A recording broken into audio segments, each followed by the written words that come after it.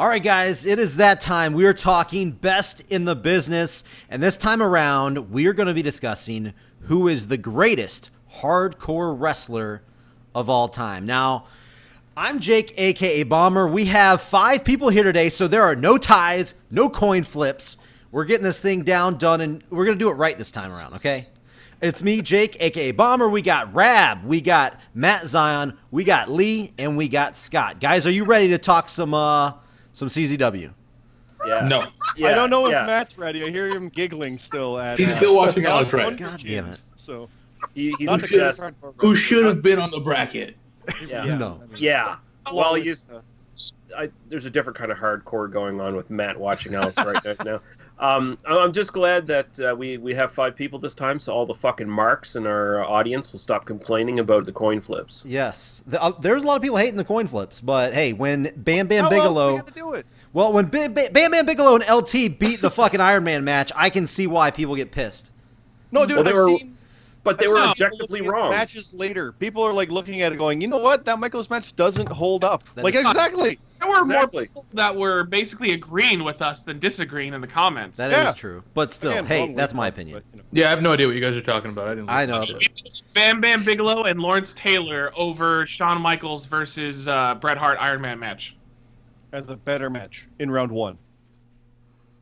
Yeah, I don't think so. Thank you. Thank you. Too Okay. bad, because the dice said otherwise. I mean, I don't really like the Bret Hart Michaels match that much, but I didn't like the Bigelow.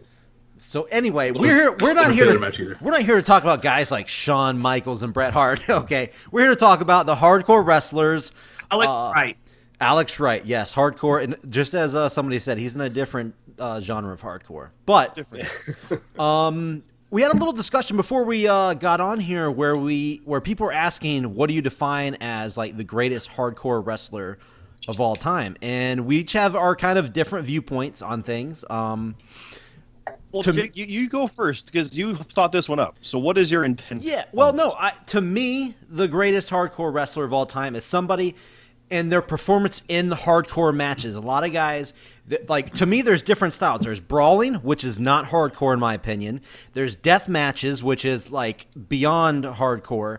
But hardcore to me is, like, a good mix of regular wrestling implemented in with weapons and other kinds of, like, foreign objects and stuff like that.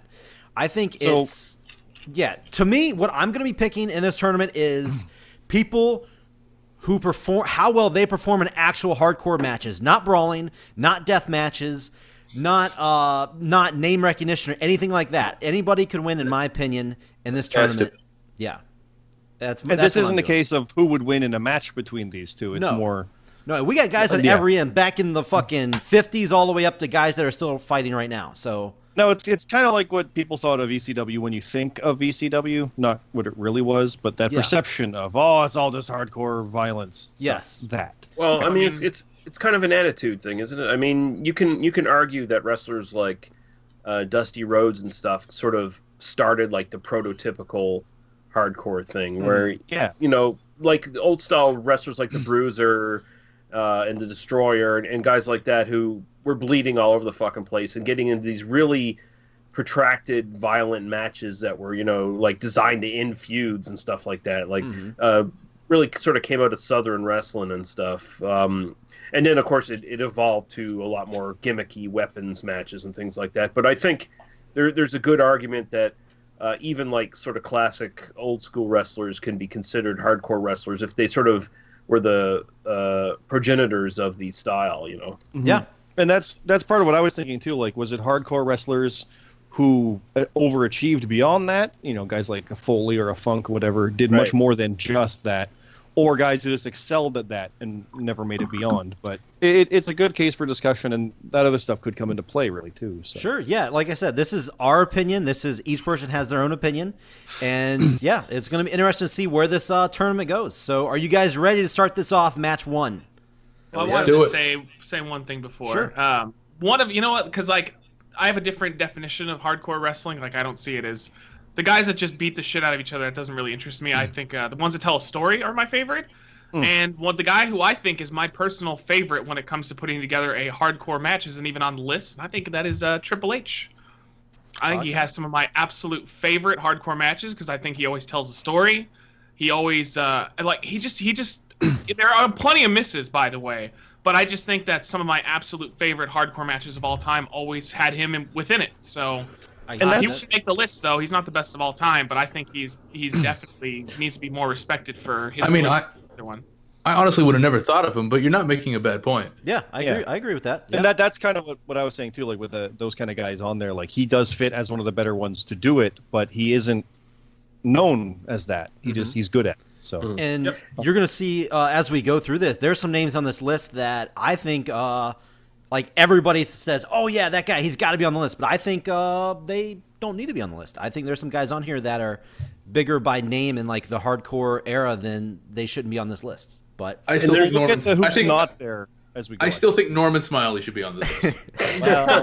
Norman Smiley was the best hardcore champion for one of the biggest promotions of the 90s. Crash Holly. Crash Holly was good. What I'm saying is Norman was one of the biggest for WCW. I agree. Norman was one of the most entertaining hardcore wrestlers ever. I do agree with that 100%.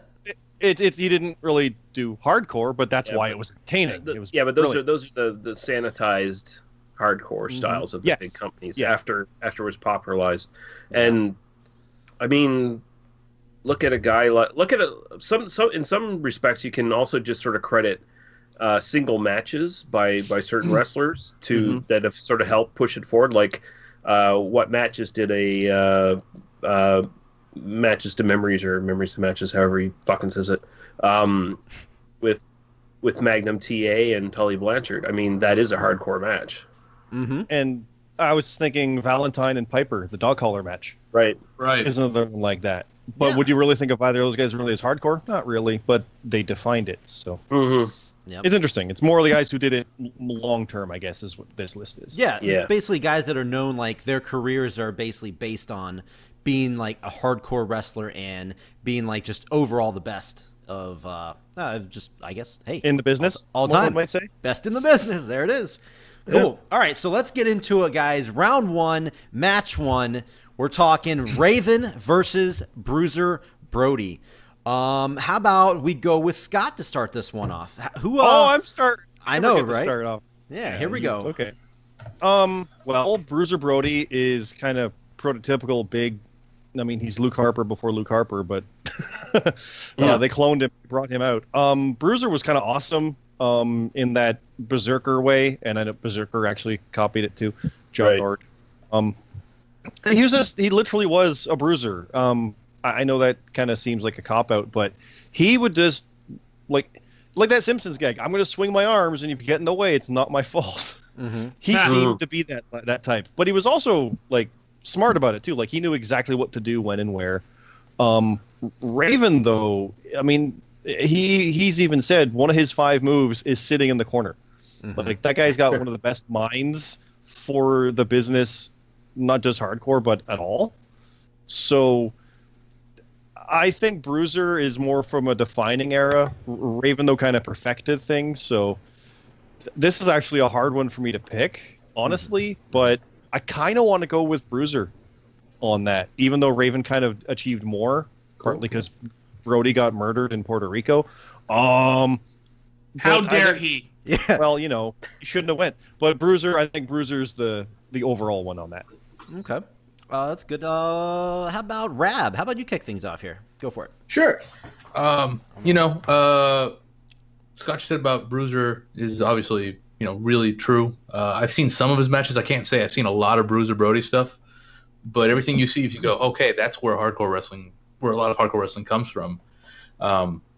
And on one side, the historian in me likes to say, you go with the guys who brought you here. But on the other side, you got Raven, who, I mean, he might be one half of the biggest hardcore feud of the last, 30 years or whatever. So, I got to go with Raven in my mind. Okay. Yeah. Not too bad. I guess I'll go next. To me, Bruiser is, out of all, there's been a lot of characters over the years, like the wild guy, the wild man, And I think after watching a lot of Bruiser Brody stuff, which I've watched a shit ton of hardcore wrestling, by the way, this whole week, I've seen more fucking bloodshed than I'll ever see in my life this week. But to me, he's like the ultimate fucking wild man. He was crazy. You didn't know what the fuck he was going to do. He would like run through the crowd, fucking swing shit around, throw chairs.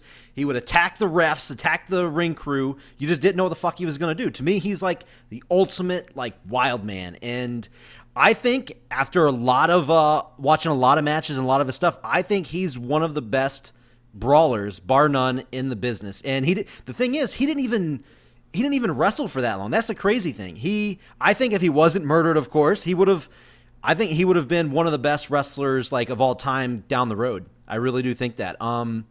I think a lot of guys would benefit from that style today. The wild man, like you don't see a lot of that right now. It's a really cool style. Like while watching him, I just wanted to see more. I wanted to see more.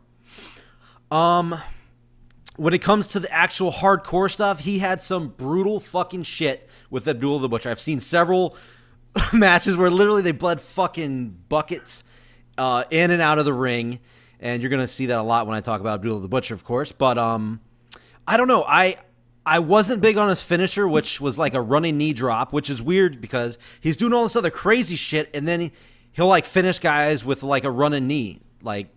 That was just kind of. But I mean, that's the era. That's all you needed.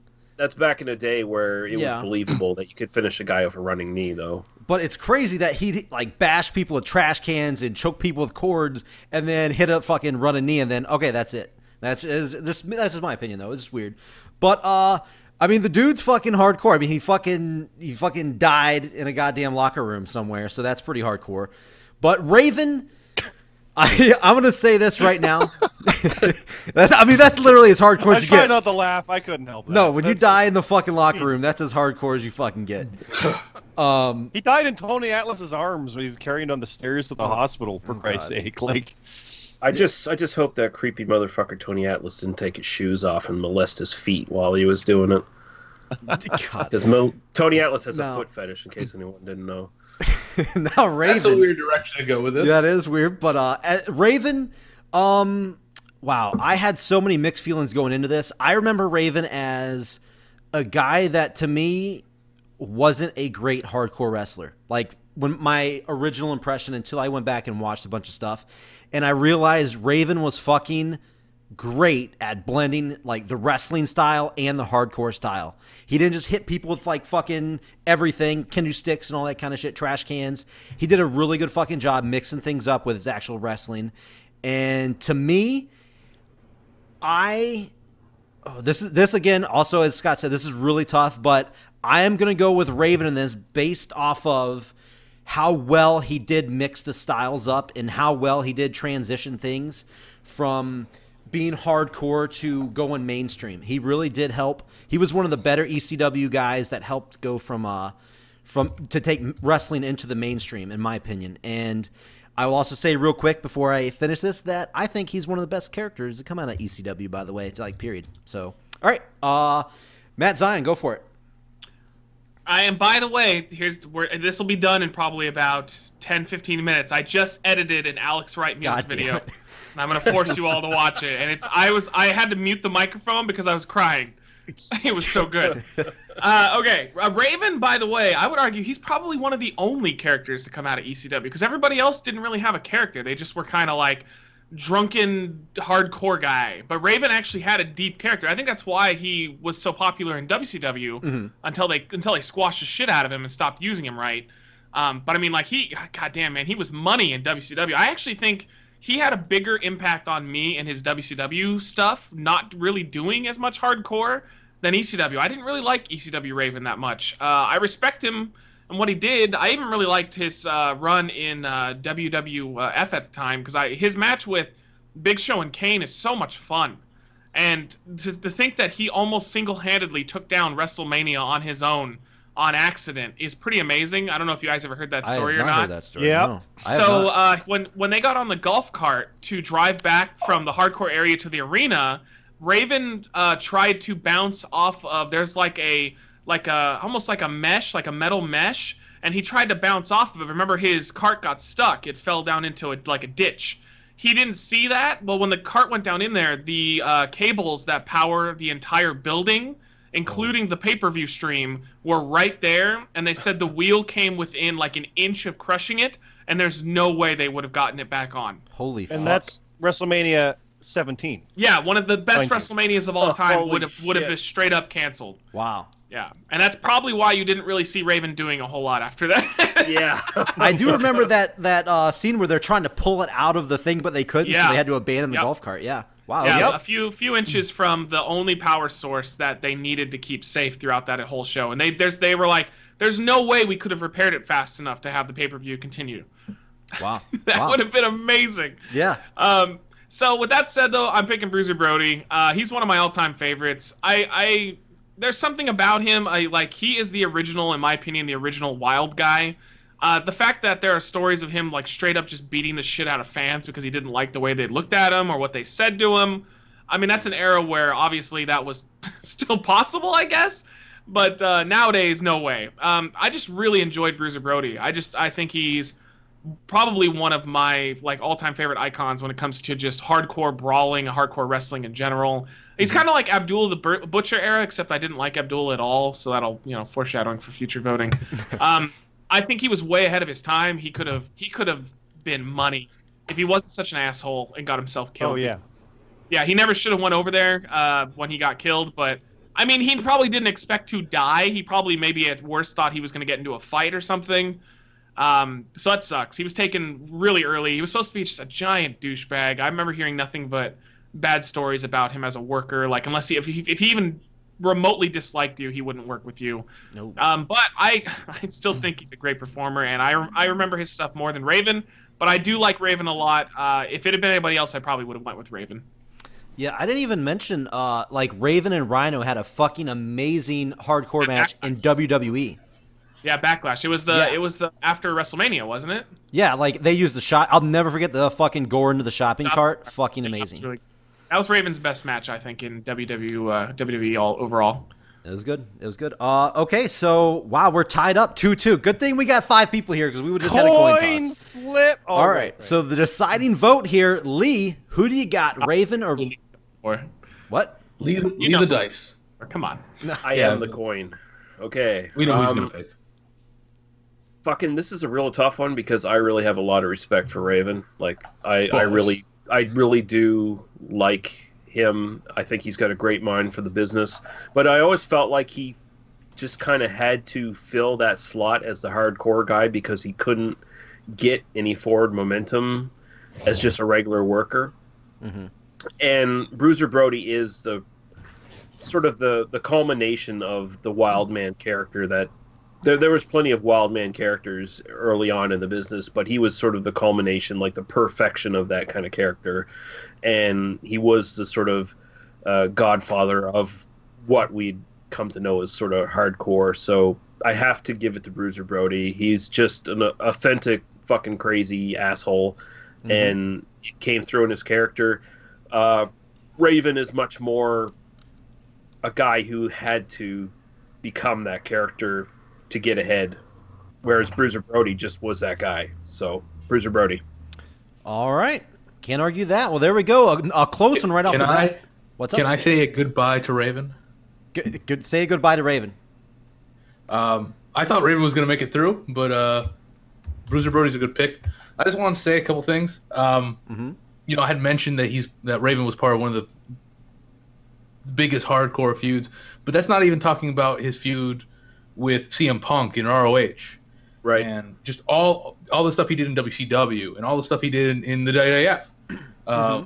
I mean, the hardcore stuff that he did in WWF in 2000, 2001, 2001, I guess, and 2000 were it almost elevated the hardcore stuff in WWF. So goodbye to Raven. You fought a good fight. Yep. No. I know this is your first tournament, so you're going to see a lot of heartbreaking people advance that you would never have thought would not advance. So be ready for that. Well, I wouldn't say I never thought Bruiser Brody. I mean, it's fucking Bruiser Brody. That's true. I mean, some giant, shocking what happened there, but I just want to say goodbye to Raven. All right, cool. So here we go, guys. Going down to match 2, we have Abdullah the Butcher versus Nick effing Gage. All right. I guess I should probably start this one out since I'm the resident CZW fan. Yeah. Okay. Now, I know there's going to be a lot of shit about CZW throughout this thing, so let's try to fucking shit. Let's try to keep it down to a minimum. I'm going to start off first with Nick Gage, since a lot of you out there may not be familiar with Nick Gage. By the way, I hear somebody typing a lot. But anyway, here we go. Me. Okay. Nick Gage, I wrote down a couple stats for Nick Gage here. He's competed in 20 deathmatch tournaments in his career. He only won 2 of them. But competed in 20 deathmatch tournaments. That's fucking insane to think about, by the way. I really like when he started, he called himself the future of hardcore. And anybody that knows Nick Gage or have seen Nick Gage, even if you aren't familiar with Nick Gage, you've probably seen some shit that he's done in the past. Not robbing the bank, but like actual stuff inside the ring. And now he's transitioned from being the future of hardcore to like now he calls himself the king of ultra violence. And Nick Gage has been one of my personal favorites in CZW and in hardcore / deathmatch wrestling over the years. I think personally he is one of the best in the business. So you're going to see me probably picking him at least once, and it's going to be right here. But yeah, he did. Nick Gage died because of a fucking wrestling match, people. I know Bruiser Brody fucking did die, but Nick Gage died because of a match. He was cut under his armpit with a light tube, and he was rushed to the back. And the amount of blood, you can find it on YouTube. Just type in Nick Gage armpit incident or Nick Gage dies or something like that. And the amount of blood that pours out is insane. He comes to the back, and the camera's like followed in the backstage area, and we're in his face. And to see him yelling at the people, the nurses and everybody trying to get the blood to stop, which it would not stop. To see him yelling at him to tape it up, let him go back out there and finish. He was in the finals of Tournament of Death 8, by the way. So he's facing Thumbtack Jack and he gets cut open early. He's telling him to tape it up, let him go back out there. They're telling him, no, this is not a joke. This is dead fucking serious. And he starts fucking yelling, starts cussing up a storm. He's pissed. To see somebody do that, and while he's like hardly getting paid, we know it's CZW, we know it's just barely getting paid anything. That to me shows a different level of dedication when it comes to hardcore wrestling and ultraviolent wrestling.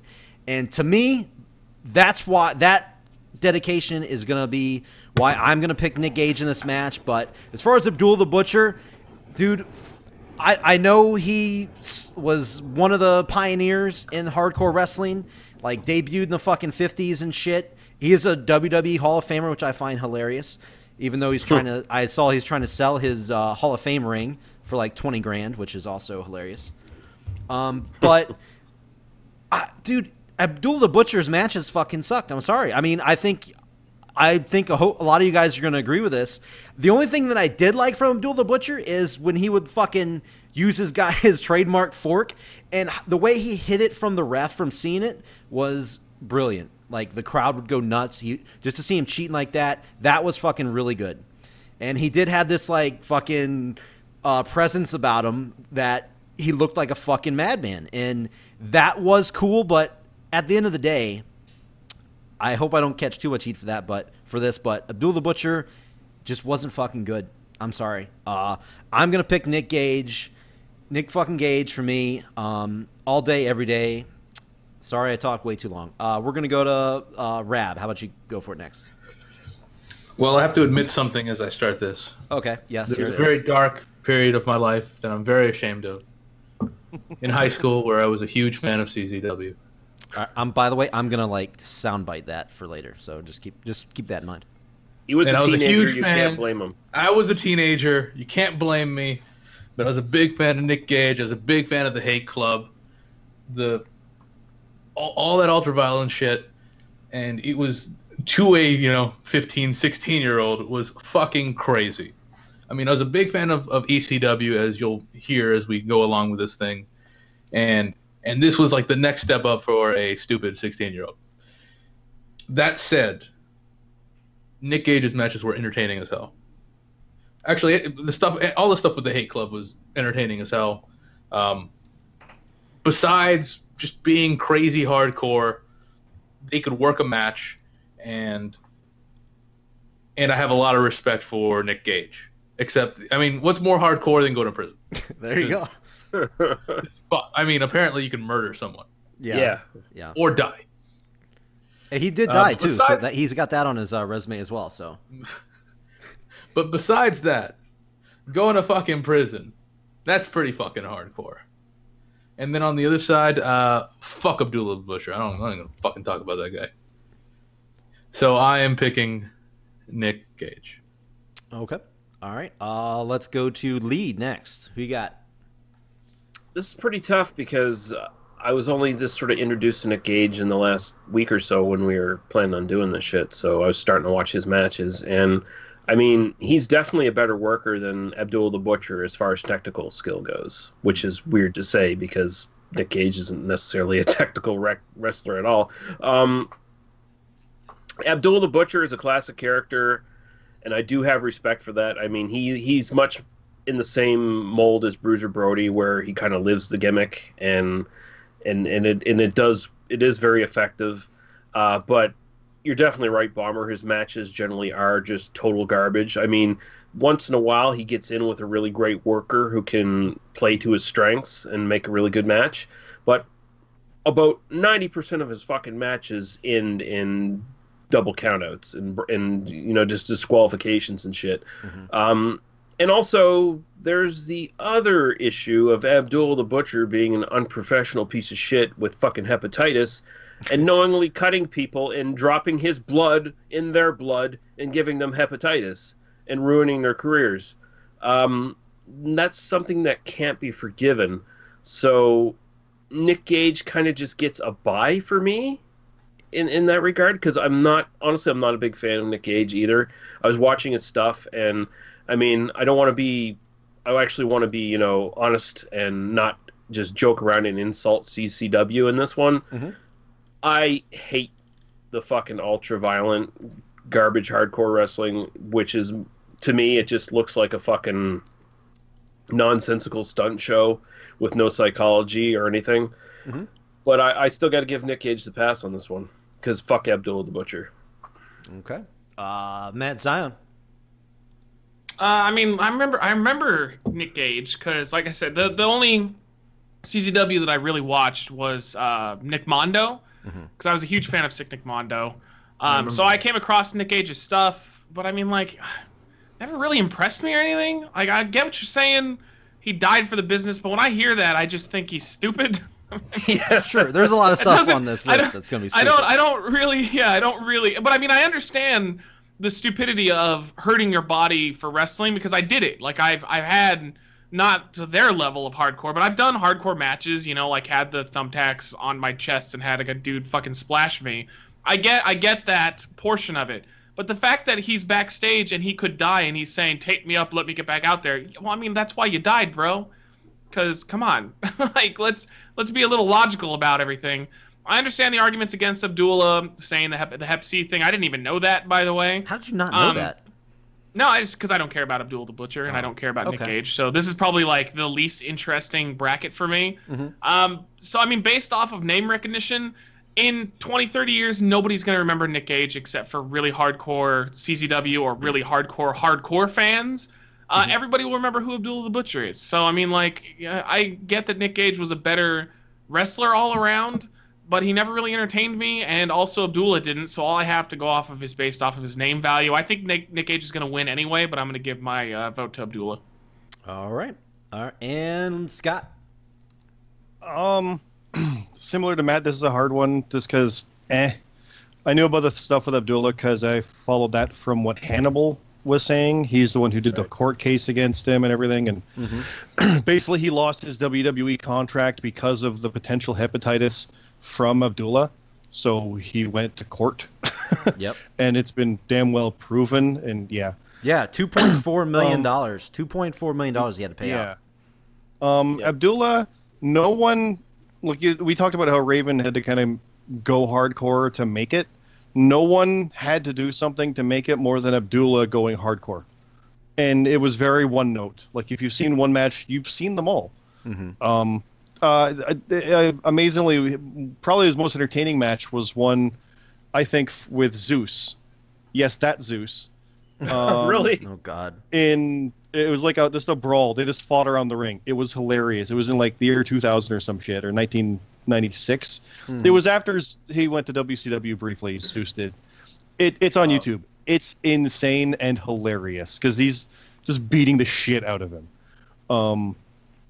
So yeah, that's Gage. By the way, unless Wikipedia is lying, he's not dead. No, he died. He was revived. Yeah. Sorry. Like, yes, he I didn't clear that up. Yeah, Oh, sorry. I thought he's clarify. dead. I thought you meant he literally Oh, died. no, sorry. If he did not get that medical attention, he would have. Sorry. No, he's not dead. He Like, did he die. later went to. He recovered and a full 1 week later was in a match. Yes, he did and flatline. went to yes. prison and came back and yeah, he didn't actually die. I'm You sorry. never said that. I guess I should have clarified. He died, and then was revived. My bad. Yeah, he was as good as dead, Yes, sorry. but got back. He got better. He got better. And he did wrestle the next week. Yes, he did. Correct. He did. Yeah. Also, Thumbtack Jack. Yes. That's a name and a half. And I really he's close to being on this list. I know you guys probably never heard of him, but Thumbtack I Jack went is a looking guy him up. that's honorable mention. By the way. No. But all that said, Nick Gage, I'd heard of him through stuff because I just randomly look up titles and histories and saw his name on the CZW ones. Oh yeah. But I've heard of Abdullah the Butcher and seen this stuff. So even though he's a piece of shit, I'm going with Abdullah just because no one's made the one note better than him. So Okay. All right. Well, that's your votes. We have 3 for Nick Gage, 2 for Abdullah the Butcher. So Good. Abdullah the Butcher is going to fall at the hands of Nick Gage. So we're going to move on to the next match, and it's going to be. This should be a doozy here. This is gonna be the hardest one to think. oh god, This is a doozy. This is ECW Legends here. Tommy Dreamer versus Sabu. again, this is jumping right now. There was no seeding done here. This was just random, right? Oh yes. All this is Yeah, completely so this random. just happened. Yes, this is all random. These guys could perhaps have went to the finals if they were on opposite sides. But here we go. Matt Zion, who you got? This is a really difficult one, actually. Sabu. Oh man, they're both so good for different reasons. Sabu, I think, was the crazier of the two. Tommy Dreamer was the more solid of the two. Like when Sabu came into WWE and had that little thing with Cena, I really wish Cena hadn't crushed him like he did. Right. Sabu was really awesome. Like Sabu came off like he was fresh. He felt like he belonged there. But they buried the crap out of him. Like he had that like RVD factor when he first came into the Fed. Tommy Dreamer didn't really have the RVD factor, probably because RVD debuted with him and crushed the shit out of his popularity. But Tommy Dreamer had a much longer run. I think he's had more influence overall on the business. I don't know. God damn, man, I am like evenly split on them. If it had to be from a performance standpoint, I always preferred Tommy Dreamer's hardcore matches over Sabu. Sabu does a lot more fun, high-flying things, but I felt like Tommy Dreamer usually paced his matches better, so he would have crazy stuff mixed with a better psychology of a hardcore match. Sabu had no fucking psychology. Sabu was literally just, can I jump off this? Will I kill you? Okay, we're doing it. So I think I'm going to edge it out to Tommy Dreamer. I preferred his style overall, but I definitely have to say that this is really goddamn close. It's got to be the closest one of the entire bracket because I like both guys so much, but I'm going to give it to Tommy Dreamer. All right, Scott, who you got? Yeah, this is like 50.5 to 49.5. It's so close. Dreamer is like the innovator of violence and everything, all that. He really kind of wasn't, but he was. Like it's much more story based and everything. But Sabu, to this day, there's still no one like him. And he did kind of get screwed out of a legacy. I remember WWE.com did an article about that, like the best you forgot about, and it was about Sabu. It's like everyone's talking about how criminal that he's not in the same breath as guys like RVD or Rey Mysterio and that. He belongs there. It's very true. He was absolutely robbed of it, and he still does it and can't walk right, but still like, yeah, it's nuts. When Matt's right, when he came in, he just looked different and he looked like he belonged. And he was just doing the same stuff. He does the same thing everywhere, and it works everywhere, even against John Cena until Cena was Cena. I'm going with Sabu. There was something believably different and wild about him that always worked for me, and the fact that he could just get in the ring and point up and like what? It was just a cool thing that added to everything to it. Like this man is crazy. You kind of wonder, you believe it, and you're like, nah, but it's wrestling. But he's doing that. No, he's really crazy doing this wrestling. So yeah, I'm going with Sabu. It's again super hard, but yeah. All right, Lee, who you going with? Man, this is a hard one. I mean, on one hand, you got Sabu, who has it in his blood, basically, because he's related to the Sheik. But Tommy Dreamer's story is so much more compelling overall. I mean, because when he started in ECW, he wasn't the innovator of violence. He was just this fucking schlub who was kind of a joke that everyone fucking hated. And he was a guy who gradually, through storyline, earned the respect of all the fans. And he's lived that kind of gimmick now for going on, maybe 20, 30 years now he's been in the business. He's still sort of been the flag bearer for that. I mean, he's still got his House of Hardcore promotion or whatever. Sabu, no psychology, no sense in his matches for the most part. And very much you had to team him up, pair him up with a really good worker to make the matches interesting. Also, Sabu feels more like, it's weird to say, but he feels more like a Jeff Hardy, where he's just kind of a high flyer. He's not so much a hardcore wrestler as he's just a high flyer who ends up in hardcore matches. But that being said, he had some fucking great matches too. Like one of the all-time best matches in ECW is him and RVD against Hayabusa and Jinsei Sasaki. Oh god, yeah, which is an all-time fucking burn the fucking house down classic. But man, I got to go Tommy Dreamer. He's the sort of heartfelt kind of favorite. Okay. Just to chime in on that, please, sir, may I have another? Yeah, the caning. Yeah, the caning. was, that was amazing with Dreamer. Yeah. And he fucked multiple women at the same time. Sure did. Because he's hardcore. And he also caused the infamous nipple slip in the. Yeah. That was great. Well, yeah, he doesn't do drugs or drink. He just fucks ring rats. that's even more dangerous. That is pretty hardcore. I was about to say, There's no Puerto Rico locker room, or maybe it is. Rab, who you got in this one? Well, as for everyone, this one's tough as fuck for me. I mean, when you look at Sabu, you just look at him for a second, and you go, man, that motherfucker's hardcore. All the things he does, when you think of the shit he does, where he jumps from the ropes to outside the ring, the chair with the barbed wire, just all the scars all over him. I mean, that's just hardcore as it fucking gets. That match you mentioned. Sorry, can we at least agree he has like the best fucking theme music ever? Dude, he's got his music's very pretty good. Damn good. Yeah. And his theme is jumping on things. I want to jump in there. Most times he's the one. He's the reason of his own downfall because he's missing people and landing on this shit. So. But the match was mentioned at Heatwave '98. That's one of my favorite matches of all time. At one of my favorite pay-per-views of all time. But on the other side, you've got the fucking innovator of violence himself. The heart and soul of fucking ECW. When people think hardcore, they think EC fucking W. And as it's been mentioned, his progression throughout ECW, and his feud with fucking Raven and shit. He's fucking hardcore, man. He's hardcore. So I'm picking Tommy Dreamer. Wow. It was really, really rough. Wow.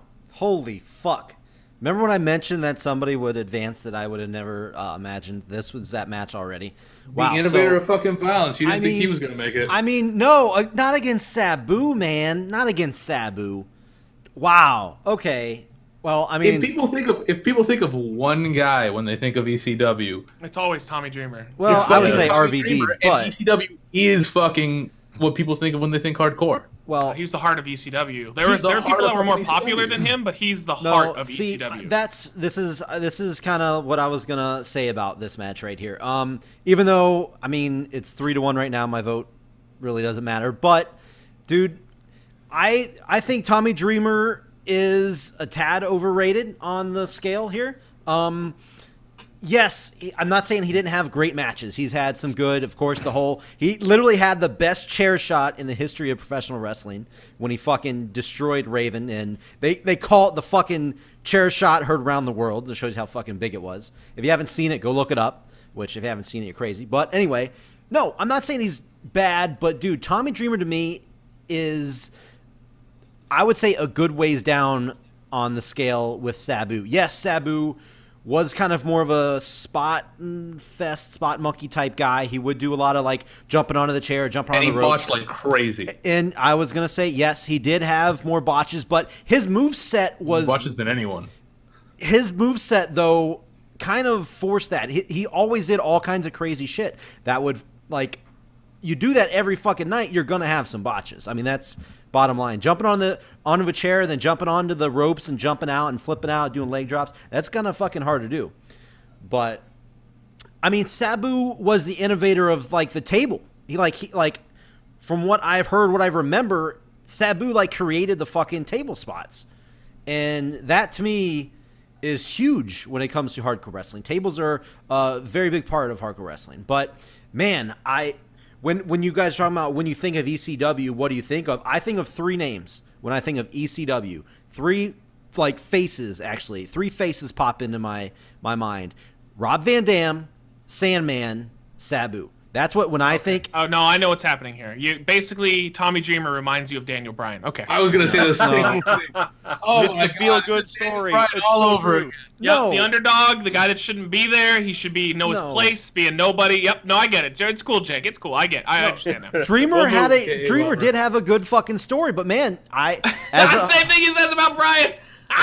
that actually, that is. I was thinking the same really thing, is. man. It sounded just like. I think a lot of Daniel Bryan. I think a lot of listeners and stuff are gonna agree that I think Sabu should be getting the nod over Tommy Dreamer here. I'm not saying you guys are wrong, and it is a close match, but in my opinion, Sabu is over Tommy Dreamer when it comes to the greatest hardcore wrestler of all time. But See, I'm not saying it should have gone one way or another. If it had gone the other way, it wouldn't. It Sure. makes sense. sure, Yeah, no, this is what. But the idea where you're saying it as if it's like this big shocker that the innovator of violence moves on in this fucking bracket. I know it sounds weird, man, but I actually The heart of fucking ECW. on the left side, I think Tommy Dreamer may be like thought of as a better hardcore guy because he is like the biggest lover, the most dedication to ECW, sorry, and people like automatically lump him in as this great hardcore wrestler when I think he was good, not a great hardcore wrestler. I think his dedication and love. ECW. No, the promotion that he runs. What's the name of it? Yeah, House of Oh, Hardcore. it's the House of Hardcore. God damn. Yes, of course. I'm saying, whatever.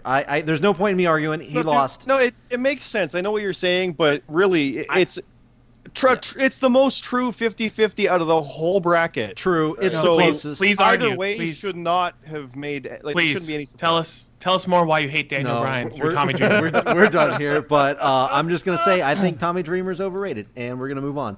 I literally get messages from random people going, "Why does Bomber hate Daniel Bryan so I much?" do not fucking Not hate- even lying. I am not full of shit. I'm telling you, there's fans that go, "Why does he hate him so much?" Because you guys do a great job painting me as that character. You guys do a really good job. I'm not going you to say coded yourself in anti-Daniel Bryan paint. No, it's because No. when we say you hate Daniel Bryan, you're like, right. look, I don't hate Daniel Bryan. I just think he's not like I just don't.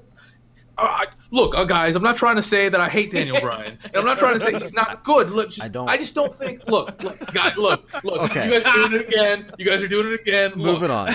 You never explained yourself at all, yeah. It's like you took a big vegan shit in your fucking cornflakes or something. Moving on. I don't like cornflakes, but moving on. Okay, moving on. Bottom left of the left side of the bracket. Last match on the left side. We have New Jack versus Corporal Robinson. All right, so let me kick this Can I one go off. first? No, let me kick this one off first because a lot of people out there may not be familiar with Corporal Can I go Robinson. second? Yeah, sure. You can go second. Corporal Robinson is he's more primarily a death match, known for death matches, not hardcore matches. And this was the last spot on the list of the 16. Fucking Norman Smiley's not on this thing, but I know. I wrote down a couple stats as well for Corporal Robinson for those of you out there who may not be 100% familiar with him. He's competed in 29 deathmatch tournaments. He's won 4 of them. His 18-year career, he's pretty much retired now. He wrestled for 18 years, and throughout those 18 years, he's primarily, we're talking 99% hardcore / death matches. That is insane to think about. He had in my opinion, he had a pretty good finisher. He's called it the boot camp, a Cobra Clutch leg sweep, almost like a Russian leg sweep kind of deal. And usually followed up into rolling into a crossface or some other type of submission maneuver. But Corporal Robinson, a lot of people, what they may not see when they think of Corporal Robinson is he actually had a good amount of charisma. He was a good talker. He had some good catchphrases. Unfortunately, downfalls for Corporal Robinson, in my opinion, it's a downfall. Sorry if you are, but he was kind of a juggalo. He is a juggalo. Ugh. Yeah. Oh. You just changed my mind. he was I think he's a 4-time Juggalo Championship Wrestling World Champion. No. He retired with it, didn't he? I'm not sure that's possible. I didn't look into it that much, but yeah. So that's Corporal Robinson. For those of you who may not know him, he is a very well-known deathmatch wrestler, which. This isn't really necessarily about death matches, more about hardcore matches. And speaking of hardcore, we got New Jack, who, when you think of ECW, an ultimate guy when you think of using weapons in ECW, New Jack. He would literally, his matches, he'd have his music playing the entire fucking time for some reason. He would bring out a shopping cart or trash can filled with 100 fucking weapons and just beat the shit out of people. He's fucking killed people. He's tried to kill people in the ring. And as we've already said a couple times, doesn't get more hardcore than that. But this match is kind of a fucking who cares kind of deal because both of these guys, to me, are not good wrestlers. They did not use a very good mishmash of using wrestling into their hardcore matches. But I actually am going to go and take my vote and give it to New Jack here based off of nothing. Pretty much. Yeah, sorry. These are two, as I call, garbage wrestlers, and there is garbage wrestling. A lot of people throw CZW into that, and when you watch a lot of deathmatch wrestling, you'll see that CZW is not in the same category as those, but a lot of people just see highlights and they throw it in with that, and that's understandable. I'm not going to hate on that, but these two guys are pretty, in my opinion, a bunch of just garbage wrestlers and garbage. It's unfortunately, it's a nothing for me. I'm going to give New Jack the vote, and Rab, you wanted to go next. Go for it. Sure. So New Jack obviously is a well-known fucking hardcore wrestler. People went crazy when his music would go off, and he'd come with all the fucking weapons, and he'd jump off anything he could fucking find, and he was hardcore as fuck. Yep. That said, he's a piece of shit, and I hate him. Oh yeah, he's well known to be a piece of shit. He's a well-known fucking piece of shit. Yeah. On the other hand, Corporal Robinson is some nobody juggalo who somehow made it on this fucking bracket. you know, as you were telling me the stats, it made me think even less and less of him. Yeah, me too. His 18-year career. I'm like, this motherfucker did this for 18 years and has nothing to show for it. Yeah. Seriously? 4 wins only. No, those are 4 deathmatch tournament wins. He did this shit for fucking 18 years, and no one has a fucking clue who this motherfucker is. How did he end up on this shit when it clearly should have been Norman Smiley? No. I agree with you there, Rap. People know who he is. Hardcore. If someone asked you to say give me two things you know about fucking Norman Smiley. They'll say he was hardcore champion, or they'll say he did the big wiggle. All right, Rad, The big Tell wiggle. me two things you know about fucking Corporal Robinson. They'd go, huh? His name's Let's take this Corporal over. and also Robinson. Let's take this over, Rab. Are you with me? I'm with you if we can agree on this. I will vote for Norman Smiley. Yes. You know what? Fuck it. I'm voting for Norman Smiley. I also vote for Norman Smiley. Fuck New Jack and Corporal Nobody. Wow. Okay. We're hijacking. So I He's guess officially in this tournament. I guess you would that's need a third vote though if that was. I the know, case. but I think Scott. I think you might agree with us here. well. So far, we got 1 vote New Jack, 2 votes Norman Smiley. So I know we have. we're gonna go with we have. we're gonna go with Scott next. Scott, who you got? So, Corporal Robinson is the one I really looked up stuff because you posted some matches, and it was like, it was bad backyard wrestling with a budget for tools, and it's bad. It's bad. So that was that. It's hard to watch and it's hardcore and it's garbage, like you said, but yeah. So it's that. They were indoors. There And the was bad that thing too. is, like, New Jack's like the same way, but not as crazy. Now New Jack, people have heard of him, and like, Sure. despite everything you said about him, like, yeah, he killed people. That's not really disputed because he will not dispute that. He tried to kill people. He will not dispute that. But it's always he puts allegedly in front of it. He's still entertaining in ways. Hey, people will go crazy for him in ECW. When Yeah, he comes I can like give you that music. yeah. The fact that it kept playing was fun. Like it was like, okay, this is entertaining as hell. This is fun stuff to watch. However, what is more fun is Norman Smiley. So No, I no. give Norman Smiley my vote. Oh my god. Yeah, baby. You're jacking this shit. All right. Well, I guess it doesn't even matter what Lee says, but Lee, who you got? New Jack or Corporal Robinson? Norman Okay, Smiley. Well, first off, Corporal Robinson can go fuck himself because he's terrible. I watched the matches you linked, and I watched some further stuff. I will say, yes, his finisher is pretty good, but goddamn, he's a nobody. And his stuff is just the epitome of garbage wrestling that has no psychology, no flow, and no interest to me at all. It's just all stunts and bullshit. So fuck Corporal Robinson. New Jack, fuck him as a person because he's a disgusting human being. I mean, not only did he kill people, he beat up Terry Runnels. Yeah. He is a piece of shit. But I will say, as a character in wrestling, he's hyper entertaining. Especially his work in Smoky Mountain Wrestling when he was in the Gangsters. Fucking great, amazing fucking work. But fuck him. I'm going for the Norman Smiley vote. Oh my god. So to close out Corporal Robinson, he did retire as a 4-time JCW champion. That's juggalo. That makes me belt. hate him That so much is, more. like it was like lifetime achievement of the Juggalos. He was their guy.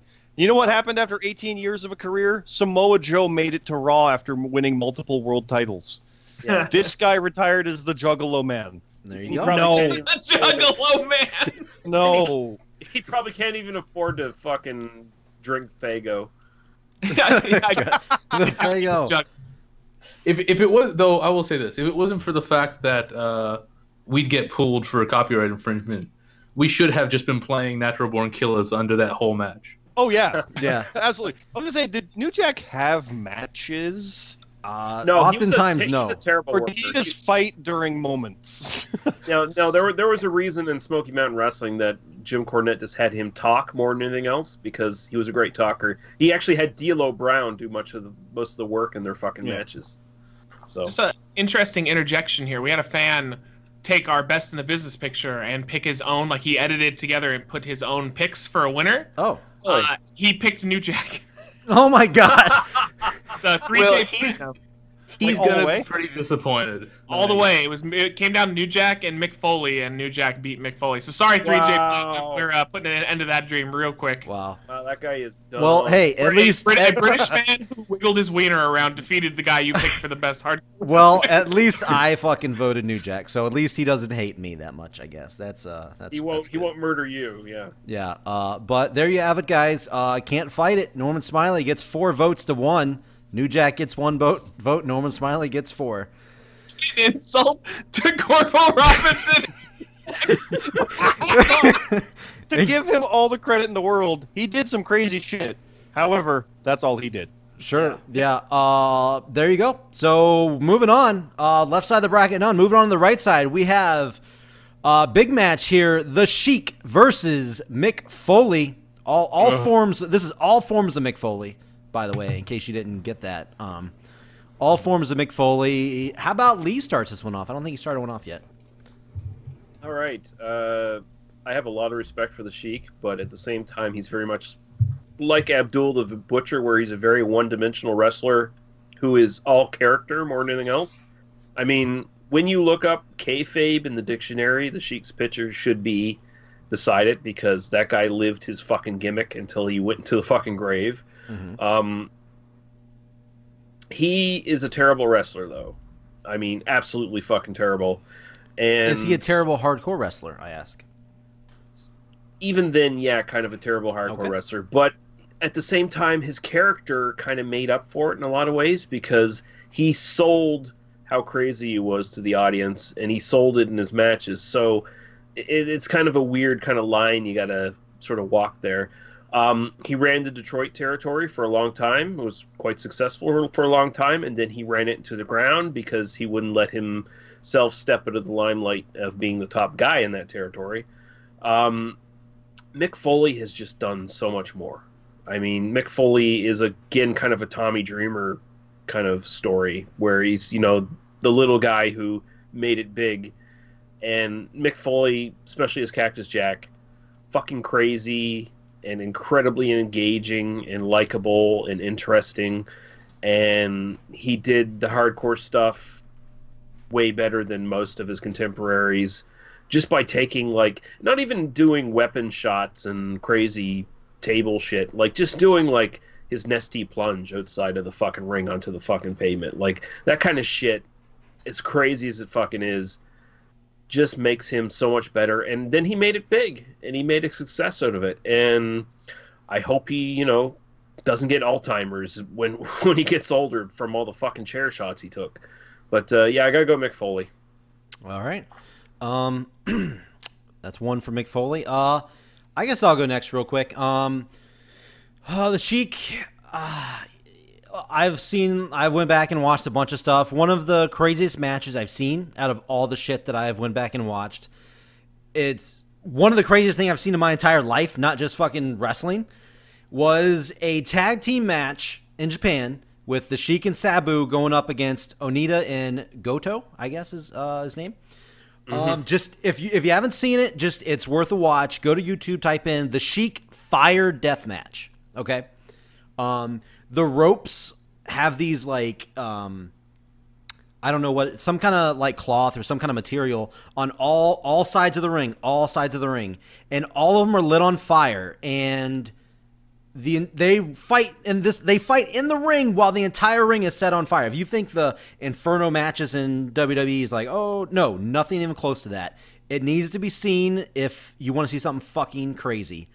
But apparently I saw the Sheik got 3rd-degree burns from that match, which no fucking shit. It was fucking insane. It's worth a watch.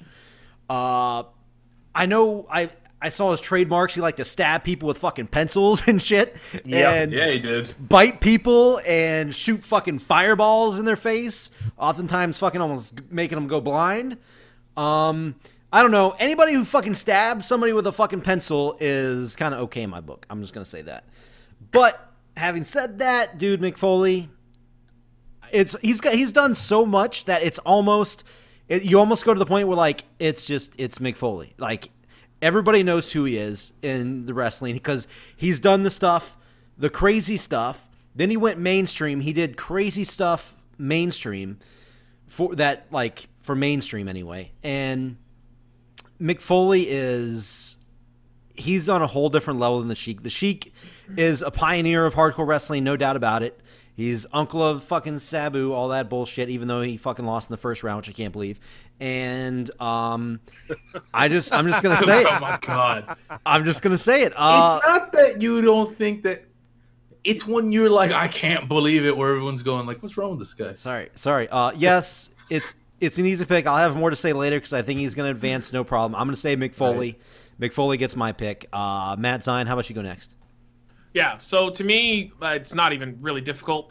Respect what the Sheik did, but I don't really know much. I haven't really seen much of what he did, and what I did see, he's kind of like an Abdul the Butcher situation, so he's more name value to me than he is actual talent.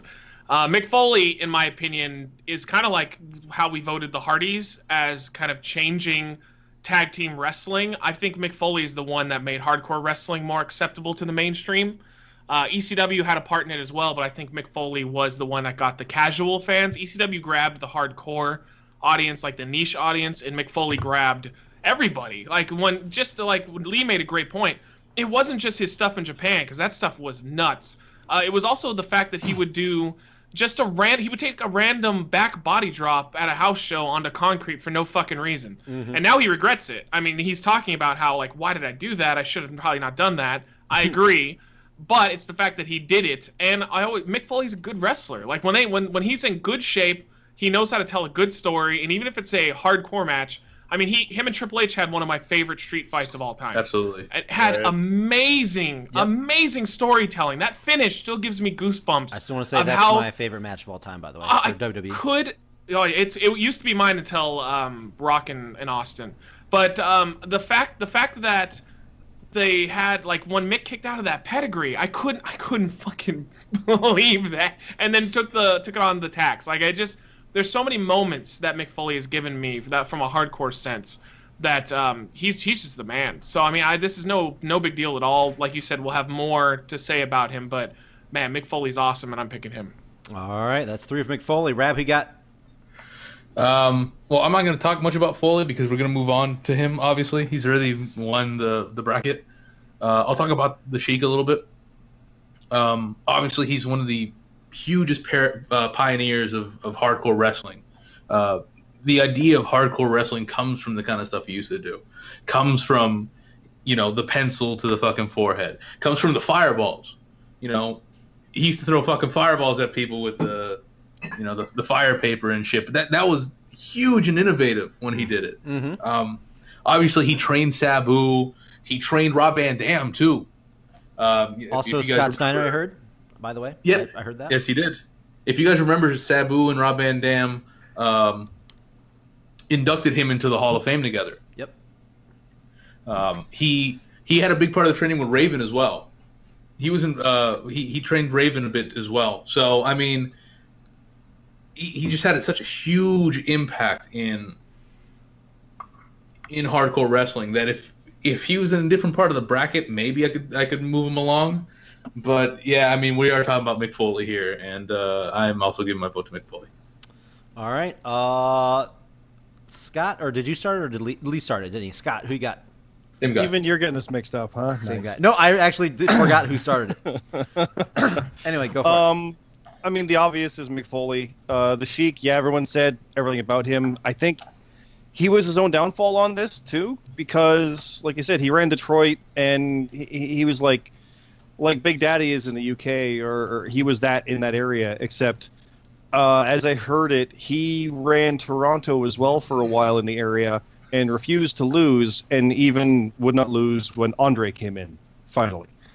And it was kind of like, well, if he can't beat him, no one will. Why are we coming back? So he was able to blow that even. So there you go.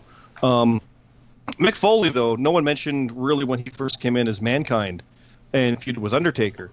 That made Undertaker look like a monster killer when he was doing the things he was doing to Foley, because he hadn't had an opponent like that could take a beating and keep going.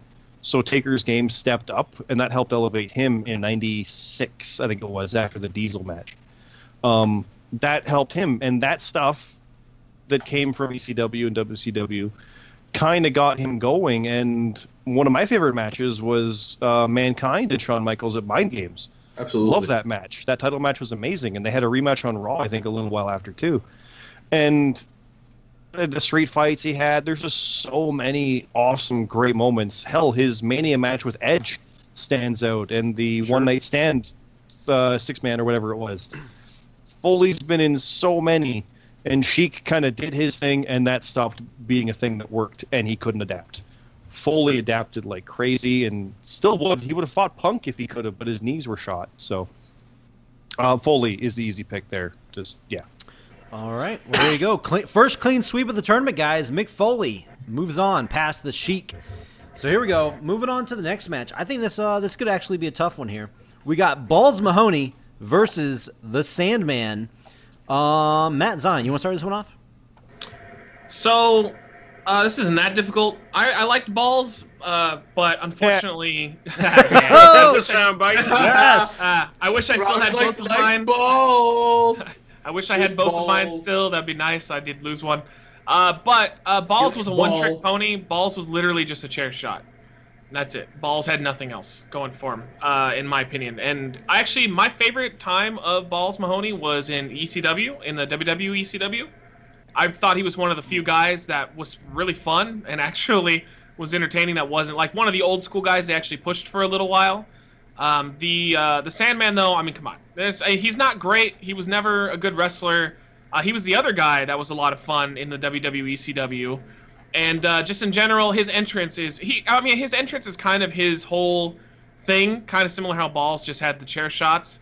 But I would give it to at least the fact that Sandman was just he was the Steve Austin of ECW. Like, he was over like crazy, and he was at least entertaining. I can still watch a Sandman match and enjoy it. I can't really say the same for Balls Mahoney, so I'm gonna vote for the Sandman.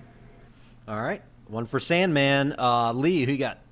This is a bit of a tough one for me because I know Balls Mahoney way back when he was Boo Bradley in Smoky Mountain Wrestling.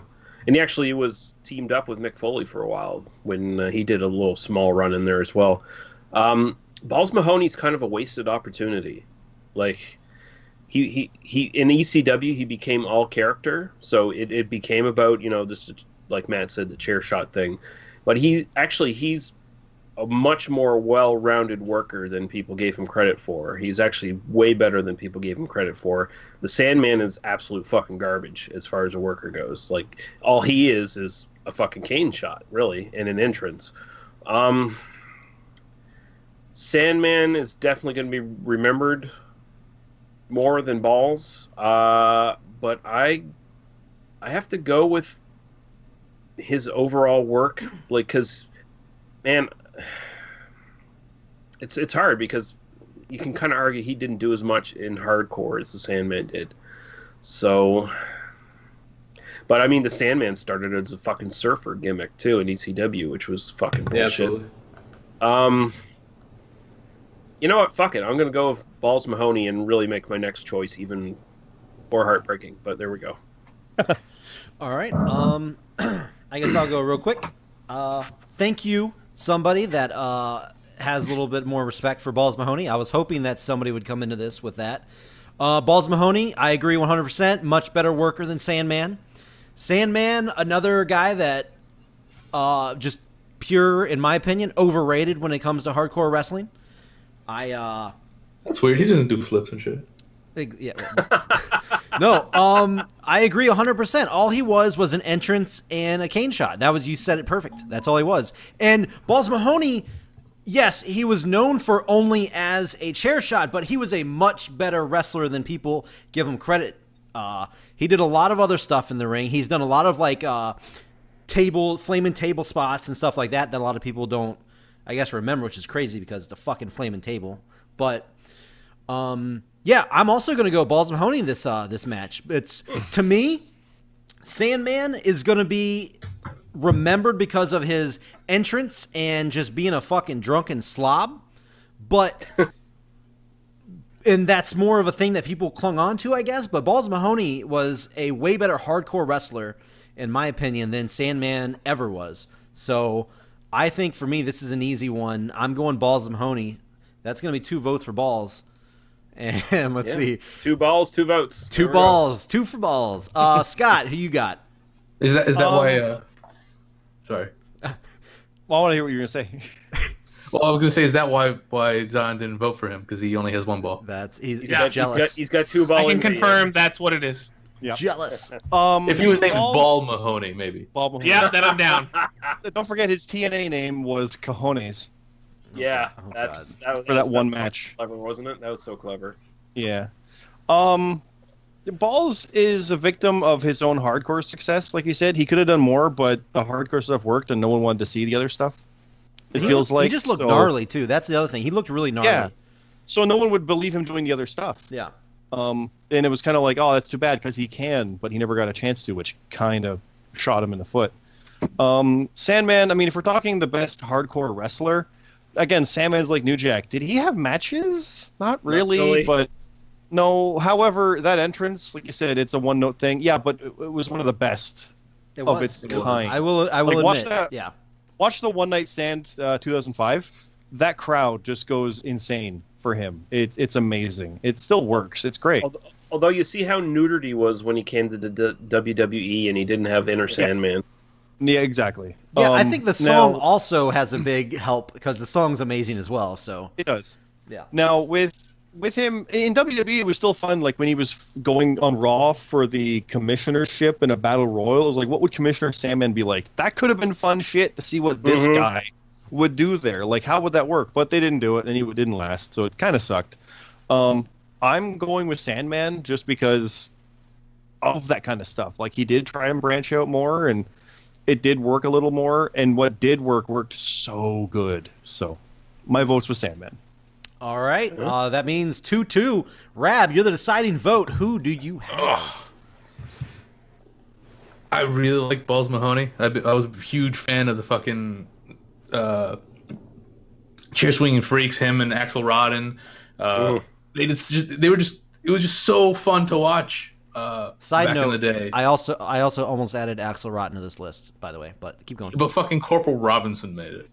In the end, you mentioned Onita as well. Onita is a big kind of like, oh yeah, him. I try to shy away from Japanese wrestlers because that might be a bracket we might do later. Well, because this would be like a lot more Japanese guys. But anyway. Yeah, no, I agree. There's a lot of them. Yeah, that might be like its own bracket for later. But anyway, sorry, Rab. Keep going. Sorry. Yeah, I mean, I was just a big fan of the Chair Swinging Freaks. They had a great feud with the Dudleys, and they just put a lot of really fun matches together through their time in ECW. He was, like everyone said, he was a better worker than the Sandman was. And it really isn't that close. But Sandman was such a huge part of ECW. Sandman's entrance, you guys talking about One Night Stand, his entrance at One Night Stand. If you go back, I've mentioned it a couple times, Heatwave 98. His entrance at Heatwave 98, the fucking place goes crazy. You just watch it and you go, oh my God, this guy, everyone is just all about this guy. And he had some great feuds in ECW. He had a great feud with Shane Douglas. He had one of the first big feuds for Tommy Dreamer that kind of helped start bringing him into a legit, guy where Sandman was blinded by Tommy Dreamer in the I Quit match. He had a good feud with Rhino too. Good feud with Rhino. He had a great feud with Raven. Yeah, his feud with Raven, and God, I'm gonna miss Raven as we keep mentioning him, and it hurts me just a little bit. But I'm the same with Sabu. His feud with Raven, where his kid is brainwashed, and it's just so good, and it's believable, and for all that, and obviously the matches themselves were hardcore matches, and of course they had to be hardcore matches because so many of his feuds were so personal that it made sense that these guys were just trying to kill each other. And for that, I'm going to have to pick the Sandman. All right. There you got it. Deciding vote. Sandman will advance past Balls Mahoney, and that one makes me a little sad, but hey, it's okay. It's okay. It makes me a little sad too if it makes you feel better. But I do enjoy the Sandman as a character, though. I mean, if you want to call it a character, as a thing, I guess. But again, this is a whole. It's everybody's thing. Everybody sees it their own way. To me, everyone should go out and watch those feuds I mentioned. Yeah, I mean, even if the matches are what they are, the feuds themselves are they get so personal. Yeah, I think I figured out your problem, Jake. What's that? So this is why I think people think you hate Daniel Bryan so much, because like what you've heard that we voted against you, and instead of just going, that's cool, okay, let's move on, you go, I mean, I understand that people have opinions. Everything's okay, it's cool. Everybody can think what they want. Okay, let's move on. That's your problem right there. Why? You are insulting people as You're a sore loser. You're a yeah, sore you're a loser. very sore loser. How Very am I, sore loser. How am I a sore loser? What does that have to You're do with doing Daniel it right Bryan? now. You guys are nuts. This passive aggressive bullshit. Oh, has it's to so stop, passive sir. aggressive. It's crazy. Okay, sometimes I have a hard time with some stuff, like Tommy Dreamer beating Like Savvy, math and but science. definitely math. Not science, but definitely math. I give you that. Yes. Yeah. But okay, hey, that's your opinion, and I respect that.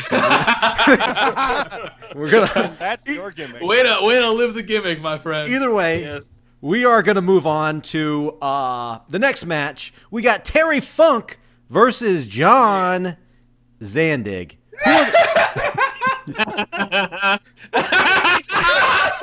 What a fucking massacre this is gonna be. So, can we start with Bomber as to why anyone would pick Zandig? Because we're all going Funk, and you know it already. Hey, you know what I'll say? Save us some time here. Zandig, see you later. Terry Funk, you are moving on to the next round.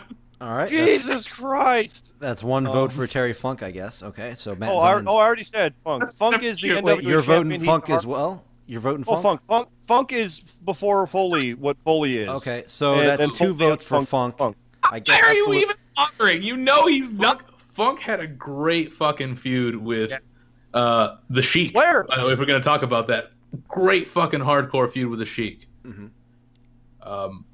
And we'll talk about a bunch more about Terry Funk in the next round.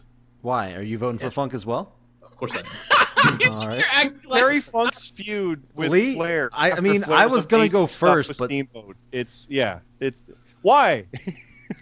I was going to go first, but all of a sudden you should Terry go- you Funk should- has three votes should go- before I can even go. It's a sweep. You're just No, you're it's 4. It's not a sweep. It's 4. Lee did not say a word yet. All right, Lee, go for it, buddy. Do I need to say anything here? Terry Funk, one of the legit greatest pro wrestlers who ever lived. Like, But- he is legit in the top. No, shut up. Okay. He is in the top 5 of all time. And this is a man who, by the end of the 80s, was considered washed up. This is a guy who's considered washed up. And Somebody's dying.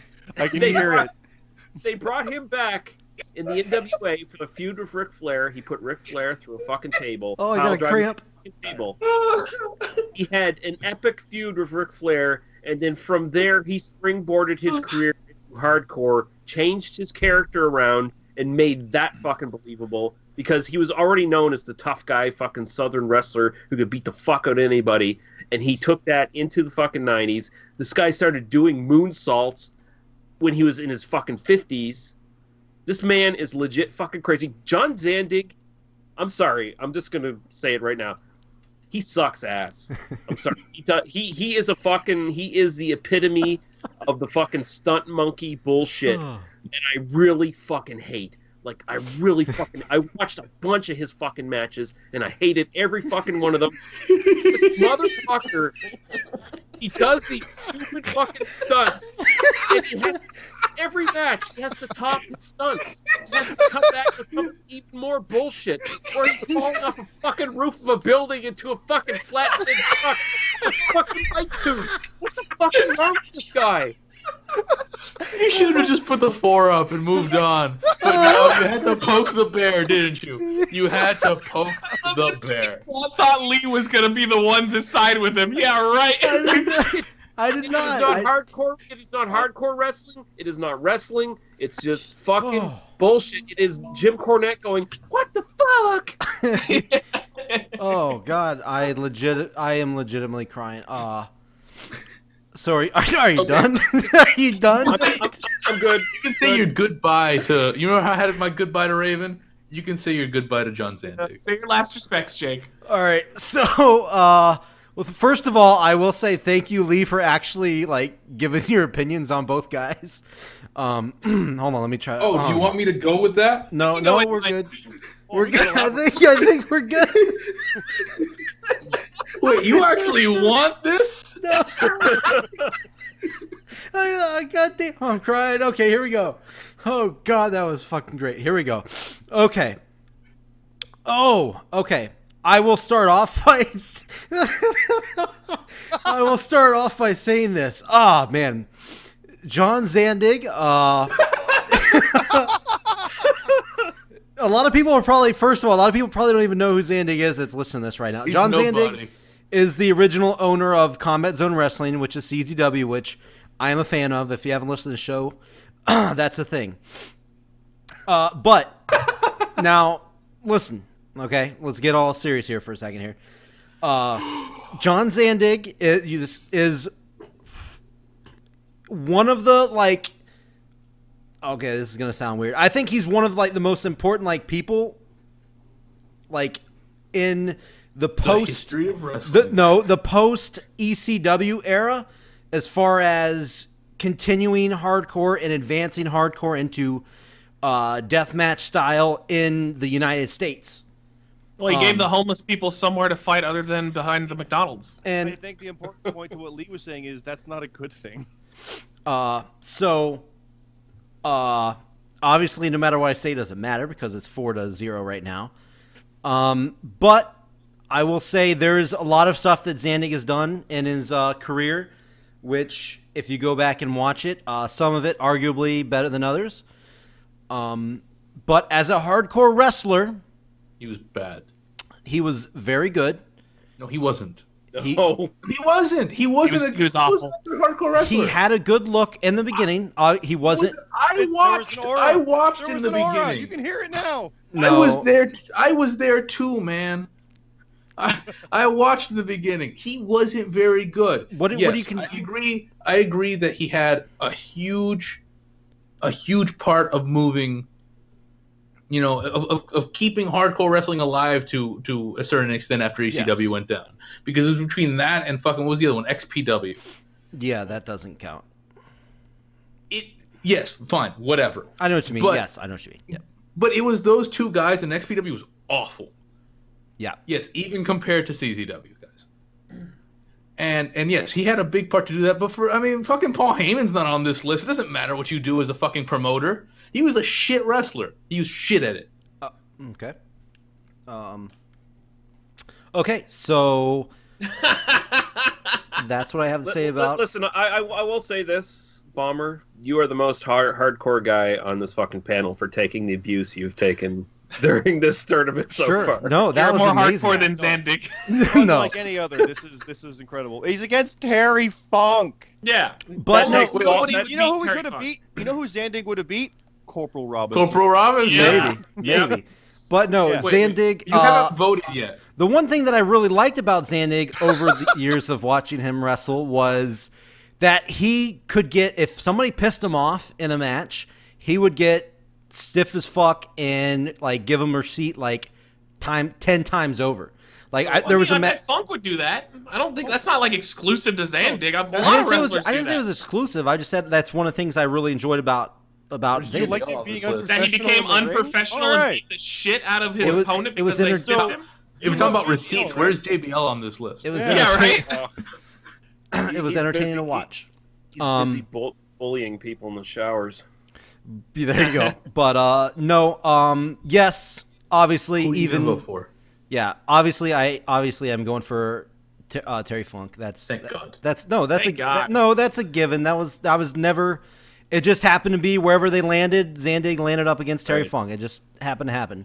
No, as I went back and watched a lot more. Obviously, I've seen a lot of Terry Funk stuff, but I went back and watched a bunch more, and I realized after watching a bunch of Funk stuff that he is now. I don't have a certified like list yet of my top 10 favorite wrestlers of all time, but Terry Funk definitely is in my top 5 favorite wrestler, top 10 favorite wrestlers of all time after watching hours of fucking shit and doing a bunch of research on him. I mean, he's a freak like Ric Flair. Like, he was world class well Yes. into his 50s. Yeah, and the thing was about Terry Funk, he was a really good technical wrestler back in the day. Like, before he even started, he got into the hardcore game late. I mean, we're talking like Yeah. the 90s. So Right. the fact that he was so good as a technical wrestler and then transitioned into hardcore, like, I guess obviously because he was getting older, I guess maybe. And it just, the fact I that disagree with that. he did do hardcore stuff back in the day. I mean, if you see his Japan shit, especially, man, he takes and gives some massive shit kickings in Japan. Yes, that's why Foley is what he is. That's why, see, like, I categorize stuff a little bit differently. Like, he was a very good, like, brawler. Like, I consider brawling different than hardcore wrestling. So he was, yes, when he was back in the day, before he got into the 90s, before he got into ECW and all that kind of stuff, yes, he was a fantastic, like, easily another one of the best brawlers. And he looked like, the thing I liked about him, his style, to me, when he was brawling and doing all this stuff, he looked sloppy. He looked fucking, like, ruthless. And that's the thing. I don't think it was, like he just was a sloppy worker. I think that was, like, his style. He just wanted to fucking fight. And yeah, he made it look like a real fight. Exactly. Everything he did, no matter what it was, he made it look like that hurt like a motherfucker. And that's why Terry Funk, to me, after watching all these hours of shit, he's going to be in my top 10 favorite of all time. That's wrestlers. Not saying that's hardcore wrestlers, so I might not vote for him every round. But, yeah, I have that to say. And, yes, I also I'm still trying to recover here. Sorry. I also am going to vote Terry Funk. So another clean sweep on the board. Terry Funk will advance 5-0 over John Zandig. On to the next match. Here we go. Last match of round one. We're talking Abyss versus the Necro Butcher. I guess I'll start this one off real quick because I don't know if a lot of people agree that Abyss should be on the list or not. I don't know. But I'd say no. I can see the argument, but I think Abyss would be a little more of a bigger player if he wasn't straight dedicated to TNA so much. In the he comes at a time where hardcore in the mainstream is now died out, and to me, I think he would have been a much better hardcore guy if he was in the ECW days, in the WWE hardcore days, that kind of stuff. I think he's just a victim of coming in too late in the game. Sorry. But you can see tendencies that he is willing to do any amount of hardcore stuff to get himself over as a monster, a beast, like a big hardcore like monster, basically. And it's unfortunate that he is a good wrestler, I think, in my opinion. He's a decent wrestler, and he does a good mix of hardcore stuff. Like, he's well known for thumbtacks in TNA or Impact, whatever you want to call it now. He's done a lot of good table spots. He's done a lot of cool stuff in TNA. And if he would have been in the other era, I think he would have been one of the guys up there with like Tommy Dreamer and, well, above Sandman, let's be honest here. But he would be up there with a lot of the other like top ECW names. Now, that's what I have to say about him. Necro Butcher, the best way I can compare Necro Butcher to the rest of this list, I don't know if you're familiar with him or not. If you're not, Mick Foley is the hardcore legend among the mainstream fans out there, and Necro Butcher is the hardcore legend among the independent fans. That's the best way I can like kind of give you a perspective on where Necro Butcher falls. Again, if you've seen anything deathmatch related, Necro Butcher did it and did the best at it. He almost lost his fucking arm in a match, however you want to call that. Why does that matter so much to you? I'm just stating stuff that people might not know. He almost died. He barely has his head. So I mean, to each person, they each have their own thing. That's, to me, that shows he's crazy as fuck and he's hardcore. I mean, he's wrestled in a billion fucking tournaments. He's done it all when it comes to to hardcore wrestling, and he did it again in the indies. That's his only downfall. He was too, I don't want to say, I was about to say ugly, but he was too gnarly to be a mainstream guy. That's just bottom line. Ugly. He's ugly as fuck. That's the thing. That I agree with you. That really did hurt him. It does, because he also was a pretty decent wrestler, because he had a good run in Ring of Honor. He had good matches with fucking Daniel Bryan. He had a good stint with Daniel Bryan. He had good stuff in PWG. Of course, I'm going to say CZW, and also everybody, we already mentioned it, the Juggalo place. He was a good hardcore wrestler there. And the thing that I really want to point out, to where the last thing I got to say here, is near the end of his career, Necro Butcher would wrestle all his hardcore, ultraviolet matches, whatever you want to call them, without boots on. Think about that for a minute. He would do all his shit with light tubes, thumbtacks, all that shit with no boots. I don't know why he did it. He decided to fucking do it, I guess. I don't know the reasoning behind it, but he would just fucking do it. Just to show you he's a crazy son of a bitch. And in the end, I'm going to pick Necro Butcher for my pick here. Abyss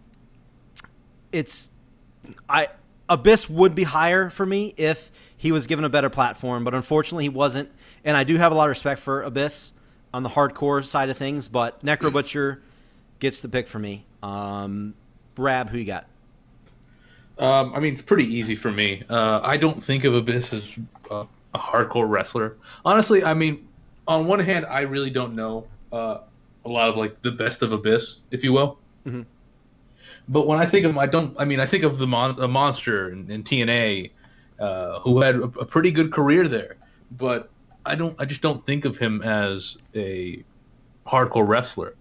And then on the other hand, you have Necro Butcher, who we make fun of CCW and all this ultraviolet.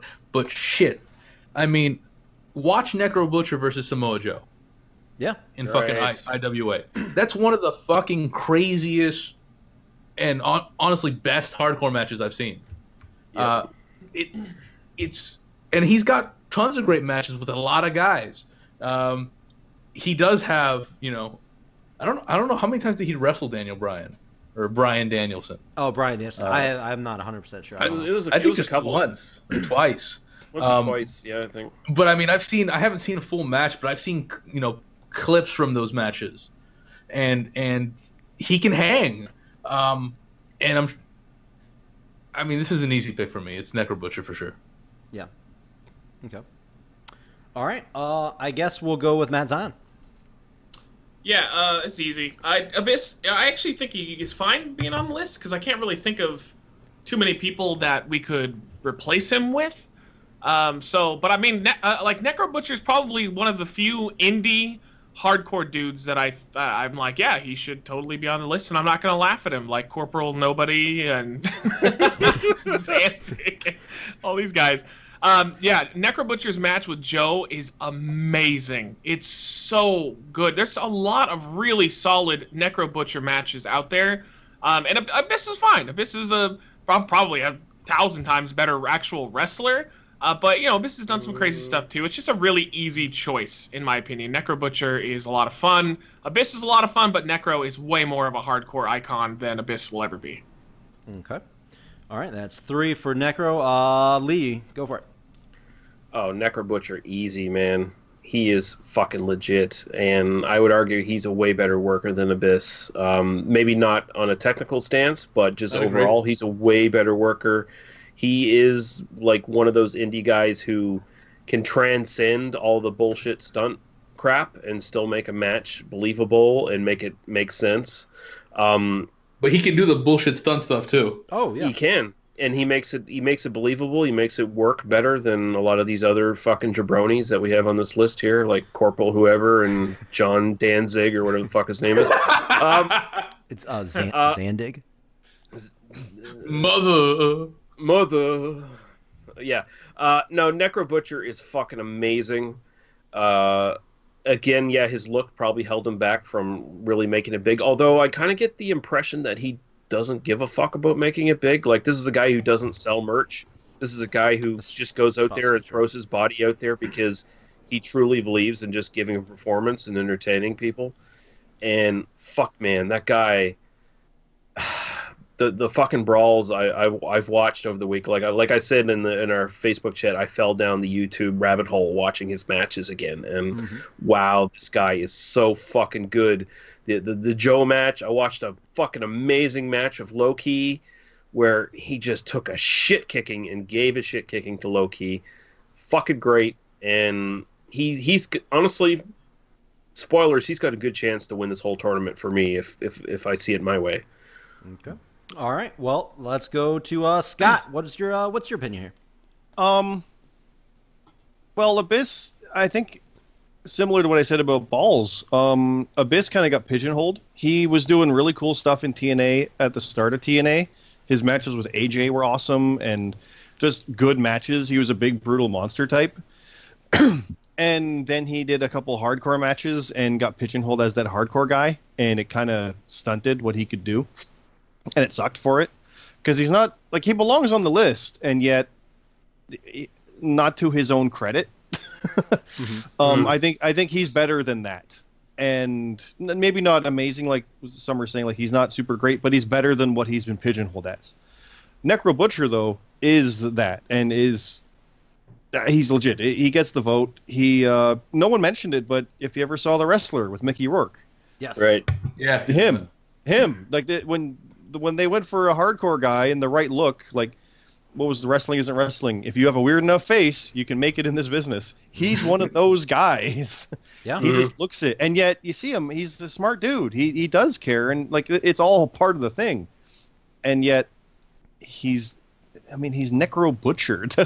He's an insane man. It's almost like a modern Brody in a way, and yet and yet a little more crazier in that he's smart about it. It's weird, but he gets the pick over Abyss just because Abyss.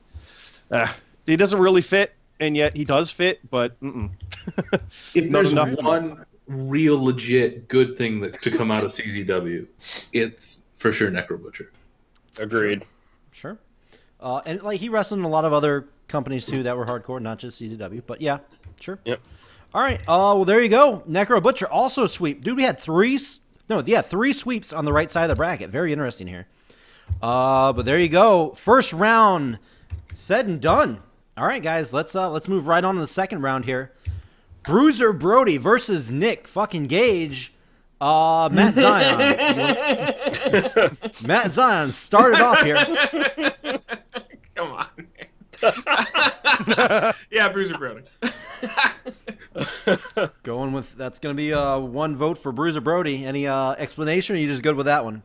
Yeah, that's good. Okay. Rab, who you going with here?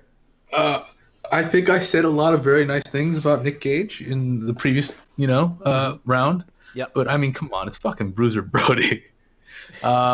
Nick Gage is a nice little, good hardcore wrestler. He got a nice little niche, and he went to prison. Let's not forget that he's a felon. Yes. And he died. We're hoping that by the end of this, They both died, listen, actually. by the time that this comes out, we're hoping that by the time this comes out, he's not back in prison for violating his parole. I mean, he's only been out a few months. Didn't he violate his parole once already? Yes, and he got out. He's completely clear now. I think he's good. He's good now. Well, no, that's not how that works. That's not how it works. He can definitely go back to prison. Okay. Well, I'm not sure then. But yes, he did go back once. He went back once, but he just came out again recently, so he's probably going to go back by the time this airs. But on the other hand, fucking Bruiser Brody. No, I got to go with Bruiser Brody. All right. That's gonna be 2 votes for Bruiser There's Brody. one thing you can say though is that hey, Nick Gage actually came back to life. Yes. Bruiser Brody can't say the same thing. Yeah. Yeah. Yo, staying dead is pretty fucking hard. Yeah, Nick Yeah. Gage. It's pretty That's Just pretty. stay dead. He's living the gimmick. Talk about exactly. Fuck. Yeah. He beat me to that joke. Oh, I get- sorry, man. I He guess beat me to the living the gimmick joke. Saying it. I'm sorry. I'll go It's all right. next. 2 great guys here. I'm gonna go with Nick Gage. I'm gonna pick Nick Gage on this one. When I think of hardcore wrestling, as I said earlier, Bruiser Brody is a great brawler. He did use some hardcore stuff in some of his matches back in the day. I mean, they were hardcore matches. And he is like one of the first guys, like one of the early guys that ushered in the hardcore into the closer to the mainstream style. But, dude, Nick Gage, his moveset was way more elaborate. In my opinion, he's a way better wrestler. A lot of stuff you may or may not have seen. He has a very fucking good frog splash. It's a picture perfect frog splash. He can take any kind of bumps that there is in and out of the ring. We're talking like big pyramids of tables, pyramids of chairs, all kinds of stuff, panes of glass, like anything, all kinds of stuff. Nick Gage can do it. He can do high flying. He can do brawling. He can do just straight wrestling and all that. He does a very good job of incorporating wrestling into death matches and hardcore matches. And I know a lot of you guys may say, oh no, Bruiser Brody is going to get the win here. If you break it down and look at it, Nick Gage actually is the better wrestler than Bruiser Brody. Bruiser Brody, yeah, does have a legend as being a hardcore guy. He's a legit fucking badass brawler, but in my opinion, it's just my opinion here. Here we go. We're doing it. No, Nick Gage is the better hardcore wrestler of all time, in my opinion. So that's going to be my pick for him. And I had something to add. You know what Bruiser Brody is better than Nick Gage at doing? What's dying.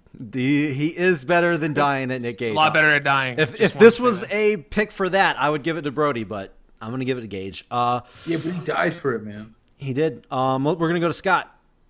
Well, we all have opinions. We do. And Sure. yeah, if you want to talk winners of a death match, Brody won his death match. He did. So, he did win the death match. No one really can top that. No, I'm going Brody all the way here. Nick Sure. Gage, no. I can't elaborate on it more than what I said about Brody already. Like, you're saying he doesn't really qualify for the hardcore in that sense and I didn't say he everything. didn't qualify.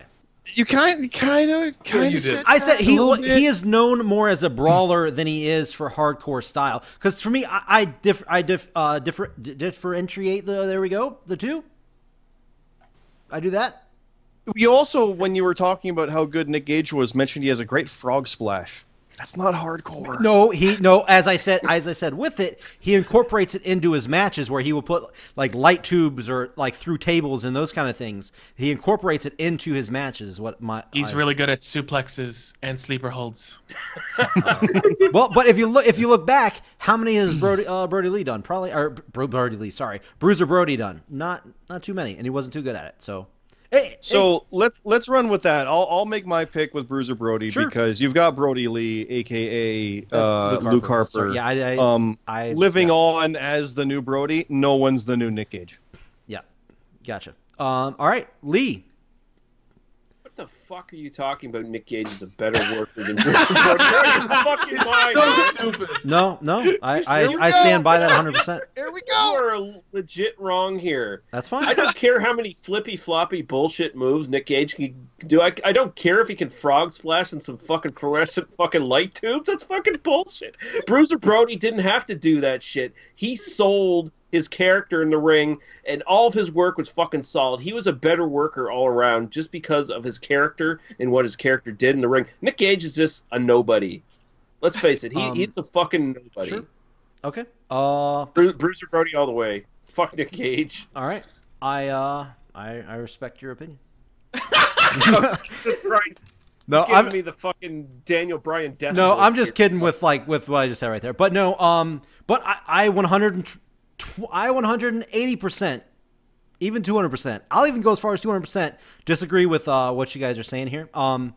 And I mean, obviously, we're just not going to see it on the same page. But Nick Gage is and will always be a better wrestler, in my opinion, than Brody Lee. Or, God damn, I said it again. Bruiser Brody. Sorry, Bruiser Brody. Yes. But there we have it. Sorry if I made anybody mad with that pick, but either way, it doesn't matter. Bruiser Brody moves on. And here we go. Are you guys there? Yeah. Okay. You're the Wait, host. It went dead silent. you That's were- why I was making sure. Because you were That's We're waiting for you. You were talking. like clawing as No. we dragged you out the door. You were clawing at the door frame of that. No, you're good. Like, All right. That's just one that I had a strong attachment to, but it's gone now, so it's all good. Here we go. Next match. Jesus Christ! The next match, Tommy Dreamer versus Norman Smiley. This just happened. The greatest hardcore wrestler of all time. Just for a second, just think about that. This tournament is for the greatest hardcore wrestler of all time. And we have Norman Smiley in the second round. He's the lawyer. There are way more people. There are way more people. If you ask them who's your favorite hardcore champion of all time, Not that will champion. say fucking Norman Smiley over Nick fucking Gage. Wait, what? No. Anyway, this is Tommy Dreamer versus. Yeah. Norman Smiley. Here we go. Lee, start off. Okay, well, I had to pick Norman Smiley just to get fucking Corporal Road Rash or whatever the fuck his name is. That's the fucking thing. That's a pretty good name. That's pretty good. That's not bad. I feel like Corporal Robinson hindered the pick of New Jack somehow. I feel like that happened. As a rational, moral, I'd like to think human being, there's no way I could fucking pick New Jack. So Norman Smiley had to go there. But I mean, Tommy Dreamer hands down beats Norman Smiley in this category. So Tommy Dreamer all the way. All right, Rab. Okay, I was the innovator of Norman Smiley on here, but Tommy Dreamer, of course, is the innovator of violence. I just want to say, as we say goodbye to Norman Smiley, probably, he's just a really awesome dude. He's had a huge part of building NXT. He had a huge part in building FCW before that. I was lucky enough to meet him once when he was running FCW.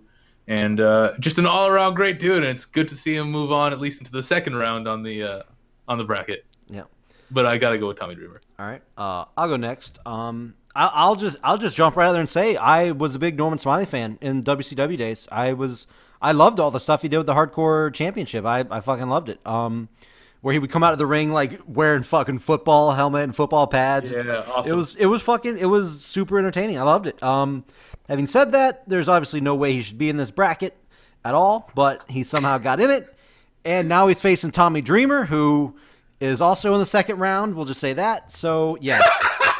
Tommy Dreamer gets the win. God damn, man. Tommy Dreamer gets the win for me. Tommy Dreamer gets the win for me. Does any of you guys need a glass of water? Because things are getting really fucking salty in here, man. Hey, I'm just saying, hey, if I can take some CZW hate, you guys should be able to take some Tommy Dreamer hate. That's all I'm saying. You're just irrational No as hate. fuck. It's okay. There's no hate for Dreamer. I don't. Anyway, Scott, who you got? Dreamer. Dreamer. Okay. Smiley's awesome. He's great. He's better than New Jack. He's better than Corporal, not Kirshner, Robinson. He's he's arguably better than Sabu. I still like Sabu better, but I'm not bitter about it. Okay. But he wins here. He wins easily. Tommy Dreamer, for all the reasons that he won, absolutely advances over Smiley. And yet, Black Magic is great. Yes. But no, he's not winning. And Zion. Yeah, I just wanted to throw this out here. You said earlier that you think you fucked New Jack because of Mr. Corporal Nobody, which, by the way, I think his middle name, I'm hoping it's represented with a P because he needs CPR to come back from his death. Nice. That's going. That's going. Yeah, I was thinking about that for a while. But yeah, you fucked New Jack because I don't think anybody would have had any problem with New Jack, but we hated Corporal Robinson so much. No. There's at least two of us here who would have never fucking voted for New Jack. That's true. Yeah, but you would have respected him to at least be in the bracket, like to be in the. I have to. No, he would have lost to whoever. I guess he would have lost to whoever. Yeah, he would it have was. lost. I agree. He would have lost. Unless it was Abdullah the Butcher, in which case I would have put in Norman Smiley again. And the other thing I wanted to say is Norman Smiley, I compare him with Crash Holly. So I wanted to give a shout out to Crash. They're the same similar type of champion. Norman did it first, and I think he did it better. But Crash always has a fondness in my heart for being the WWF Hardcore Champion. That's a good comparison. But with that being said, Dreamer, easily, of course. Norman Smiley was just a fun way to insult your shitty CZW wrestler. Corporal Robinson was legitimately a Marine. Yes, yes. His name is Steve Robinson, and he served in the Marine Corps in Bosnia, and left the Marine Corps, started wrestling, and his gimmick was, well, you're in the military. I guess so. He's also a very creative man, it seems. Thank you for everything you did for us fighting for our... exactly. Now, why didn't you tell us that before? We voted off a veteran. But you just said shitty CZW. I do want to point out that he literally has only had like 2 matches in CZW. Nice American, I vote him out. But okay. But yeah, again, Dreamer, not a CZW guy, but IWA, let's be CZW, honest. all the same nonsense. Let's be honest, everyone. If it was Dreamer or Sabu, they would have beaten New Jack Robinson or Smiley. Correct. So there was no chance for that bottom bracket. Okay, there you go. Tommy Dreamer advances clean sweep over Norman Smiley. So we're gonna move on. Has ended. We're gonna move on to the right side. We got Mick Foley versus the Sandman here. I guess I'll just start off real quick because for me, obviously, super easy. As I said earlier, I'm not a big fan of Sandman. Extremely overrated in the hardcore wrestling side of things. I thought the Balls Mahoney should have advanced past him, so that should tell you a lot right there. Meaning, obviously, Mick Foley is going to get a clear win for me. He's just fucking easy. Mick Foley, go. Rab, go. Yeah, I mean, it's fucking Mick Foley. So yeah, vote for Mick Foley. Scott. Foley. He would have beaten Mahoney or Sandman. Actually, in the Cactus Jack Sandman match, it was pretty great when Sandman got knocked loopy and would not stop kicking out. Yes, if that was anyone hasn't good. Seen that? That's amazing. Yep. Because Foley started getting pissed. Foley did so much more than Sandman did. Sandman is fun. He's great in that way, but Foley did so much more in that way and beyond. So it's a no-brainer. And he's just like a way better wrestler. So that's, yeah. Lee. Bang, bang. Mick Foley. Bang, bang. All right, 4. Who didn't go? Zion, go for it. Oh, now you remember me. Yeah. So I'm the Dan O'Brien super fan over here, so you can't give me any respect. Fucking super fan. Anyway. Yeah, Mick Foley. Yeah. It's not even a contest. Mick Foley would have destroyed every single person other than Terry Funk in that bracket. Sure. Okay. All right. So moving on to the next match, we have, speaking of Terry Funk, there he is. Terry Funk versus the Necro Butcher. Oh, man. Rab. How about you? Damn this it! one? Yep. I knew it. I'm sitting here like, not me. This is, to me, oh, man, this is going to be tough. But This is really rough. I mean, on one hand, Terry Funk is just I mean, who's more legendary than Terry Funk? Maybe, Yes. Ric Flair. Ric Flair and a handful of others are more just legendary names than Terry Funk. And the growth of hardcore wrestling coming over from Japan into the United States, a lot of it had to do with Terry Funk. But the Necro Butcher is just so fucking good. And it's probably a name a lot of our listeners don't really know because that's unfortunate. Everything about him is in the indies. But I mean, this is just the one indie guy that, like you said, I mean, it probably has a lot to do with just him being ugly, but it also has a lot to do with just he wasn't the kind of guy who would water himself down. I mean, he would have never made it somewhere like WWE or because he not the kind of guy to water himself down. He had so many good matches. He was just such a good hardcore wrestler. Oh my god! Because let's also I'm going Necro Butcher. All right. I was going to say, so let's also think about it. Terry Funk also is more known for non-WWE stuff as well. So, like when you look at it that way, obviously way better. Yeah, but it's not. But he's not an indie guy. No. Because his days are before indie days anyway. So. Exactly. I mean, Necro Butcher he's known for most stuff outside WWE, but WWE is the only show really. Yeah. All right. So Matt Zion, who are you going with in this one? See, I didn't pretty interesting because like if you match them up, it's almost like father versus son. Because like they have a very similar, like neither of them were popular in terms of mainstream other than like not WWF popularity. Terry was there, but I would argue he didn't do much while he was there. He was just always kind of Mick Foley's best friend type thing. But they also both had like famous movie roles, more so for Funk than Butcher. Like Funk actually had a pretty decent little career going for a while outside of wrestling. Right. Butcher just had that one movie. But like they're very very similar. I personally prefer Necro Butcher. I think Terry Funk is he has more of a legendary status going on, of course, and I really respect everything that he's done. He'd be easily one of the finalists in this thing. But Butcher is just one of those guys where I'm riding off of one match, but that match with Samoa Joe is goddamn amazing. And I also think Mick Foley versus Necro in the next round is more interesting than Mick Foley versus Terry Funk. Because Mick Foley, Terry Funk is it's pretty much a given in my opinion. But Necro Butcher versus Foley is going to be interesting. So I'm going to pass Necro. All right. Scott, who you got? I thought this would be easy with Funk, honestly. but I'm not so sure considering what Butcher has technically done. Even though it's more specialized, it might be better overall, even though it's goddamn Terry Funk. I really don't know.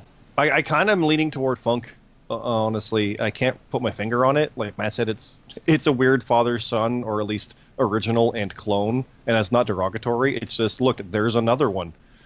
I got to go with Funk. I think, even though it's kind of contrary to what I was saying through all the other best in the businesses, where it was like the later guy did it better, I think Funk, it'll never be taken away from. His stuff does stand out stronger to me, so I'll go with Funk. All right. Lee, who you going with? Man. This is like having to drown one of your children. This is fucking. This is terrible. This is fucking terrible. This is a fucking. This is Sophie's choice right here. It's funny because I thought Dreamer versus Sabu was gonna be one of the roughest, but I mean, God, especially since I started, that was so hard. No comment. Yeah. And I still don't even know if I picked the right guy. Oh my God. You didn't. But it's okay. Has Terry Funk ever actually wrestled Necro Butcher? No, I looked it up. No, Not he that hasn't. I know of. Yeah, that would be no. amazing. I want that. That would be fucking great. That would be something for Necro to come out of retirement for, and Terry to come out of his 20th retirement. 20th retirement, yeah. Yeah. Oh man, Terry Funk is just so legit one of the best wrestlers ever, and one of the best hardcore wrestlers ever. And I guess maybe it's not fair to talk about his earlier career, just like try to stack up what he did as a sort of more of a hardcore wrestler compared to Necro Butcher. And god damn it, I gotta fucking give it to Necro. I just when watching the matches, and I mean, not to take away from Terry Funk because he had a lot of great classic fucking matches doing the hardcore shit. Necro just, he has more for me. He's done more and better quality fucking hardcore matches. I gotta go Necro Butcher. Holy shit, I can't believe I'm saying that. But. I know, right? All right. Well, wouldn't you know it? It's my turn, and my vote doesn't matter because Necro Butcher is beating Terry Funk. Holy shit. Okay, I never would have thought I would have said those things. Yeah, but, same. I wouldn't either. As I said earlier, Terry Funk is in my top 10 favorite wrestlers of all time now, easily. Definitely. But, as I also said, that does not count as hardcore wrestlers. That's just overall. And, yeah, I mean, in everything I said, this is a lot different than Nick Gage versus Bruiser Brody that I said earlier, but it goes to the same fact that Necro Butcher is a better hardcore wrestler than Terry Funk. And please don't anybody think that I'm not saying Terry Funk is not a good hardcore wrestler, because he is one of the best. Top three. But Necro Butcher's top 2.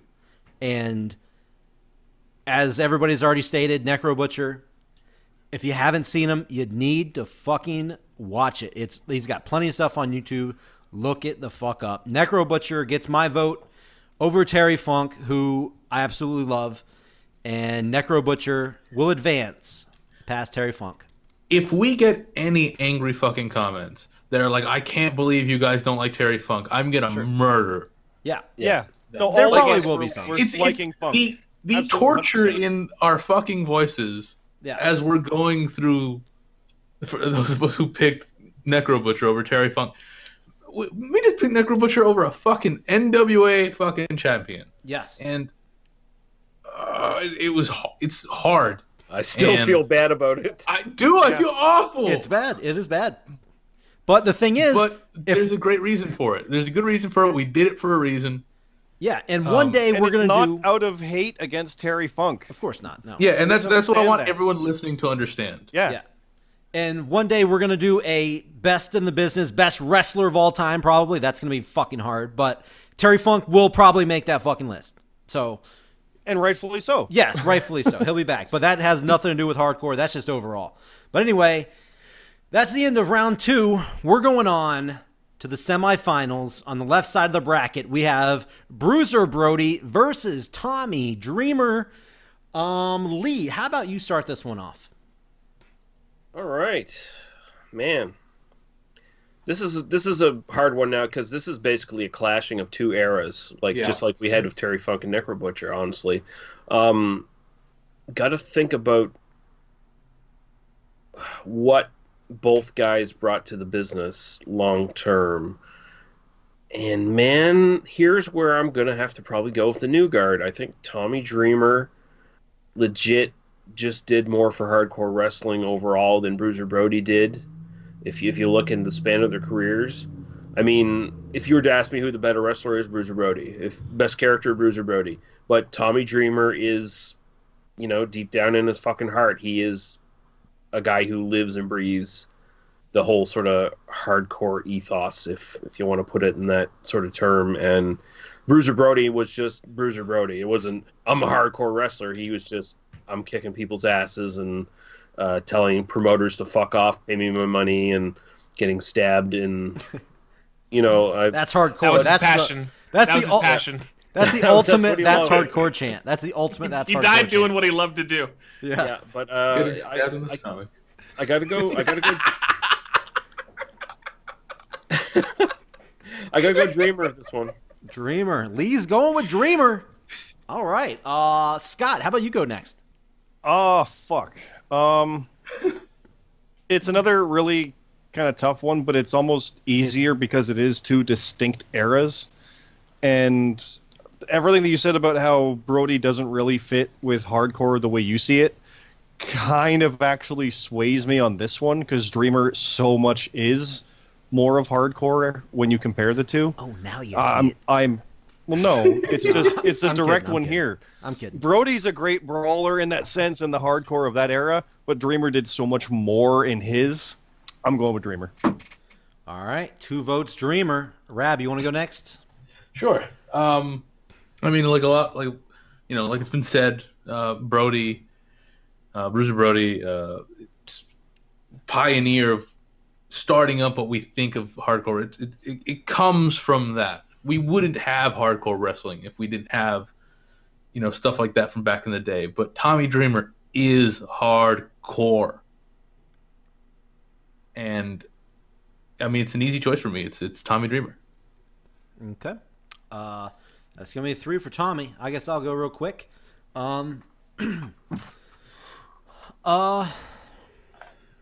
This is a tough one for me. I see both these guys like really fucking close on the hardcore spectrum here.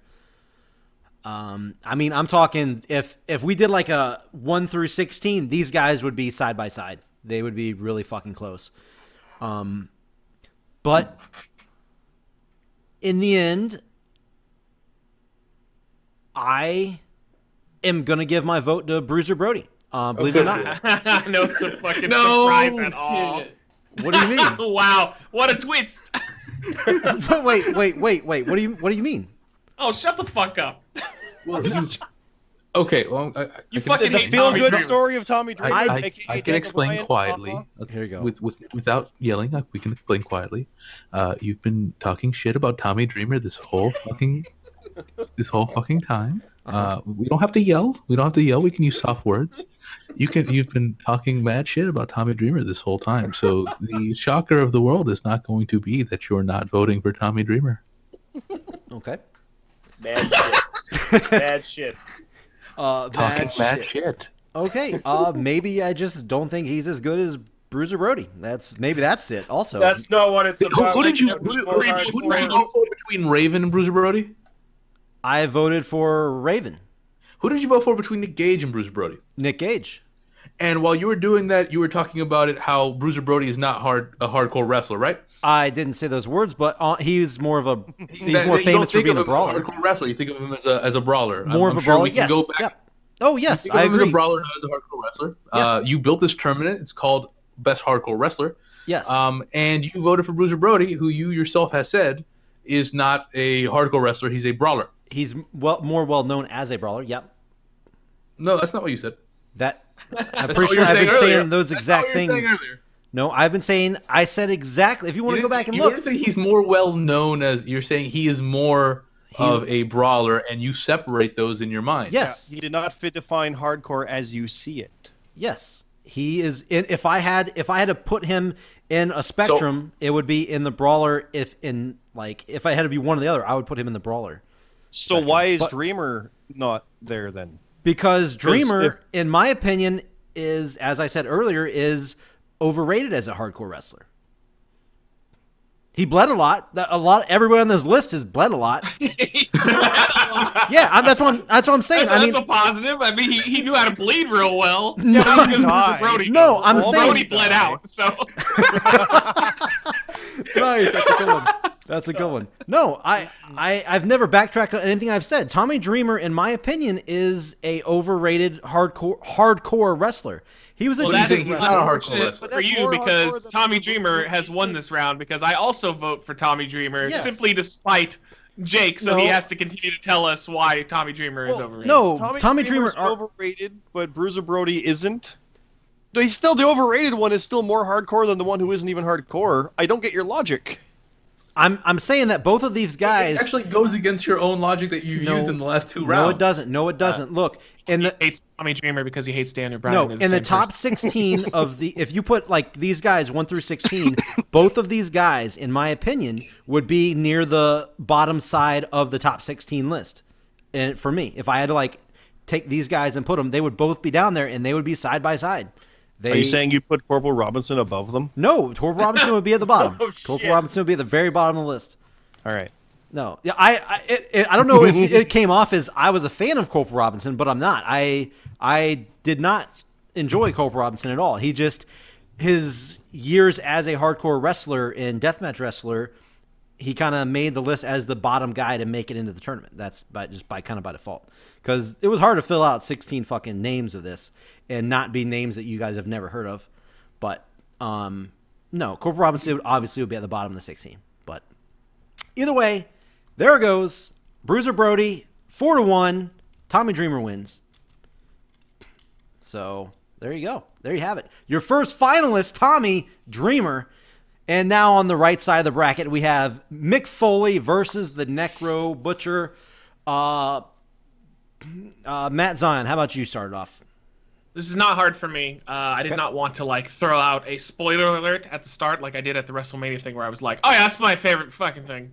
I didn't want to do that this time. Mick Foley is my choice to win this whole thing because I think Mick Foley had the mainstream appeal and he had the hardcore credentials. Butcher is awesome. I mean, the fact that he's made it this far when he was never really a part of the biggest company in the world should show you how good he was and how awesome he was at hardcore wrestling. But Mick Foley is just my guy. I mean, I don't think anybody can stand up against Mick Foley when it comes to this category. He had everything you could possibly want: personality, skills, intensity. He fucking broke his body for it. Granted, he didn't do as much as Bruiser Brody did to his body.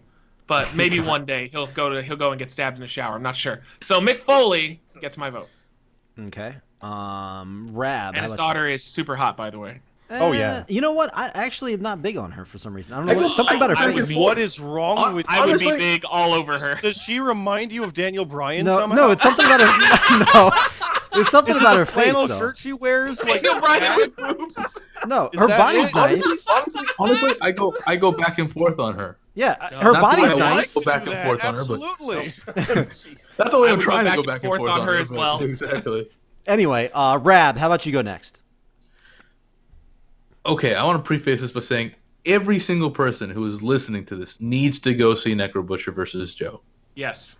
All of you need to go see, because I know there's a bunch of people listening who just don't get it. They don't understand what's happening here and why he's made it this far. Go see Joe versus Necro Butcher, and then you'll fucking understand. That said, the hardcore legend. I mean, come on. If you say the hardcore legend, all wrestling fans know who you're talking about. And that's Mick Foley. I got to move Mick Foley on to the next round. All right, that's 2 for Mick Foley. I guess I'll go next. It's funny because, as I said earlier, Mick Foley is the hardcore legend when it comes to mainstream, and Necro Butcher is the hardcore legend when it comes to the indie stuff. So no surprise at all for me that these guys are facing off in the semifinals to see who goes to the finals. This is extremely tough here. As I'm trying to like think of words to say for this and justify this, I'm gonna pick Necro Butcher for my selection here. Mick Foley, I've enjoyed almost every one of his matches. Obviously, not everybody has every match great. And I can also say the same for Necro Butcher. I've enjoyed almost every single one of Necro Butcher's matches. When he's done hardcore stuff, when he's done non-hardcore stuff, just strong style stuff, just straight fucking slugfest. Necro Butcher, I don't know if he invented this, but he's the first person I've seen do it. He'll just get a couple chairs, put them in the ring, and just right in the middle of the ring, just stand them up, just facing against each other, and he'll sit down in one and tell his opponent to sit down in the other one.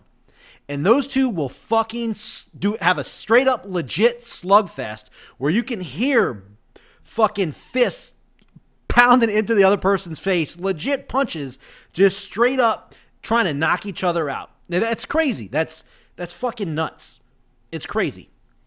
And as I said earlier, in case you missed it, that motherfucker wrestled in these hardcore death matches, everything without shoes on, without boots on, barefoot. He's had thumbtacks, everything embedded in the bottom of his feet. Mick Foley, yes, hardcore legend without a doubt. He's taken way too many bumps on way too many hard fucking things, and he is damaged for it. And so is Necro Butcher. Necro Butcher's the same way. He had to retire because of all the fucking hardcore shit that he's done in his career. Same fucking deal. But the thing that I didn't say about Necro Butcher, as I think maybe some of you guys may have brought it up, but I didn't say it yet, that he's actually a really smart dude. If you go back and watch some shoot interviews, all kinds of stuff, because I've been following him obviously for a very long time. Go back and watch some stuff. He's actually a really smart dude.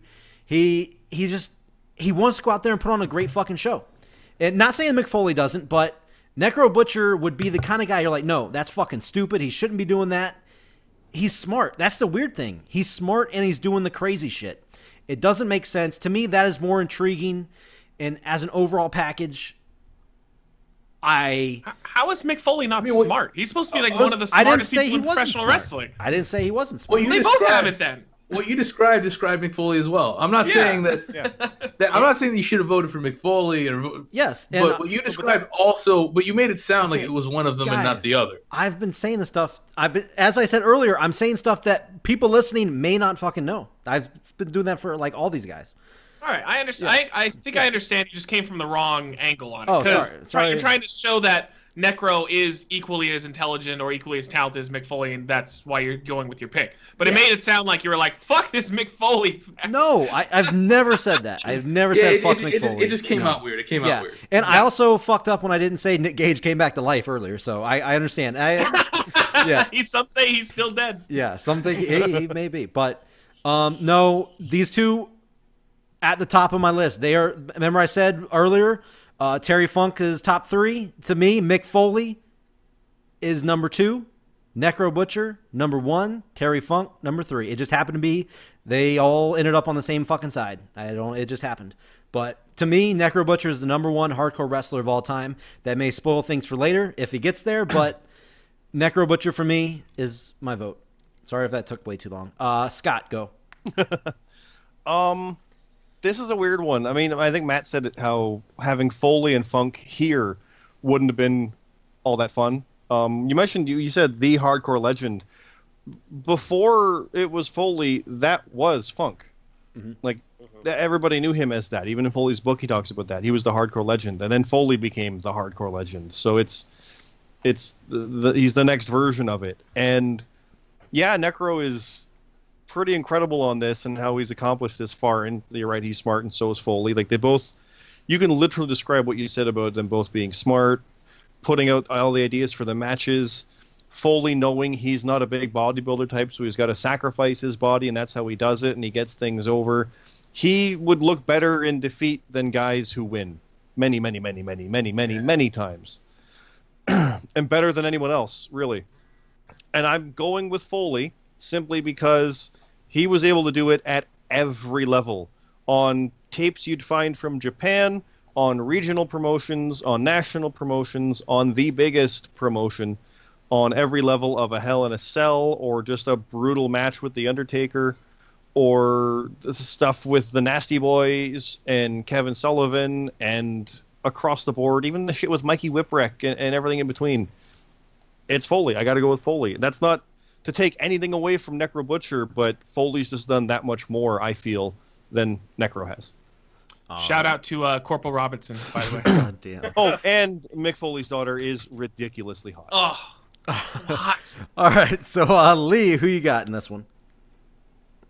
This is a tough one because it's really hard to compare these two guys' careers. I mean, Mick Foley, the scope and this basically the size of his career, all the stuff he's done, it dwarfs Necro Butcher. I mean, you can't really dispute that.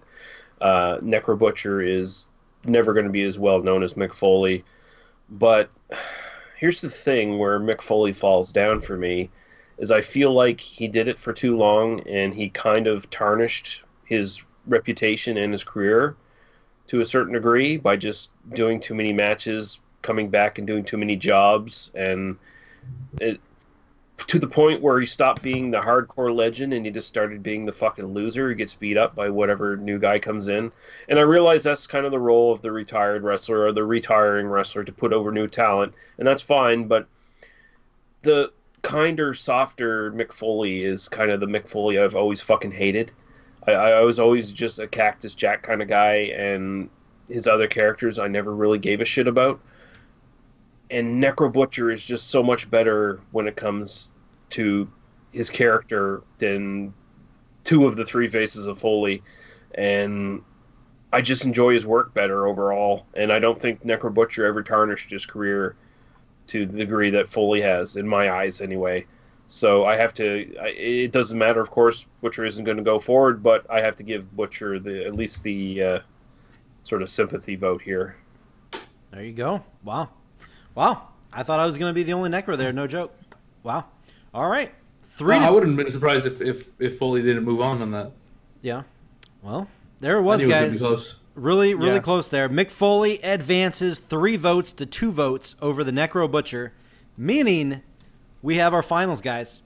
We got Mick Foley versus the innovator of the Tommy Dreamer. You can do it. You can say the innovator of violence. The innovator of violence. The innovator of violence, Tommy Dreamer versus Mick Foley.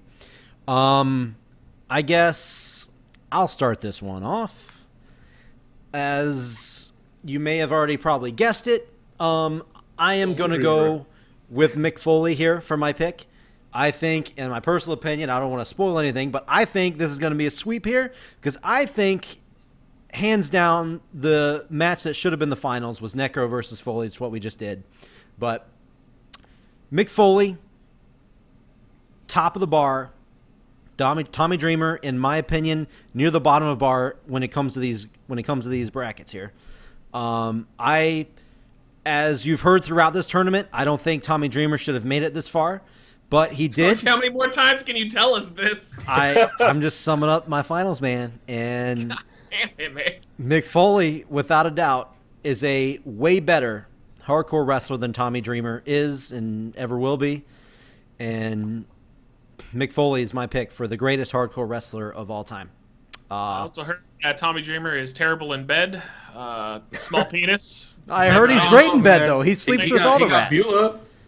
He's got all the rats. What are you talking about? I heard he's great in bed. Fucking bomber, man. Your entire summary was how much you hate Tommy Dreamer. Well, it's just Mick Foley has so much that's it's so hard to. Not one nice thing to say about Dreamer. I heard. You know what? I don't Tommy think Dreamer I actually did. If you go school children. If you go back to the first match, it was. I did say some nice things about Tommy Dreamer. He has the best. No, he did not. I said he has the best chair shot in the history of professional wrestling. That's a fucking tall order. He didn't say that. I did say that. He did say that. No, I did.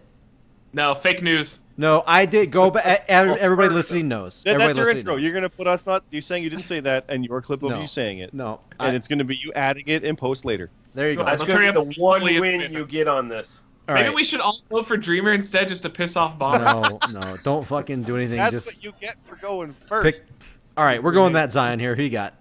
Yeah, Mick Foley. It's no contest. I mean, Dreamer deserves to be where he is because I think he was pretty important when it comes to hardcore wrestling. But Mick Foley is still, in my opinion, the best hardcore wrestler of all time.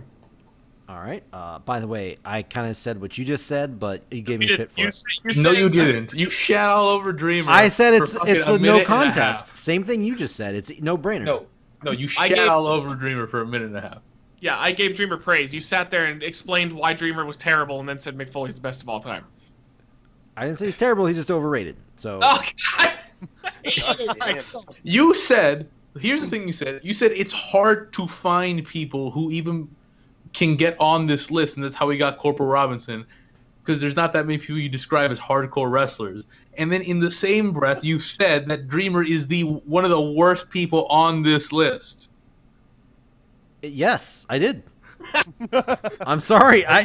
Dude, Matt, I don't know how to describe to you. I've watched here. I don't know. I don't know how to describe to you. I've watched way more. I'm just going out on a limb and saying I've watched way more hardcore / deathmatch wrestlers than like most of the people in here.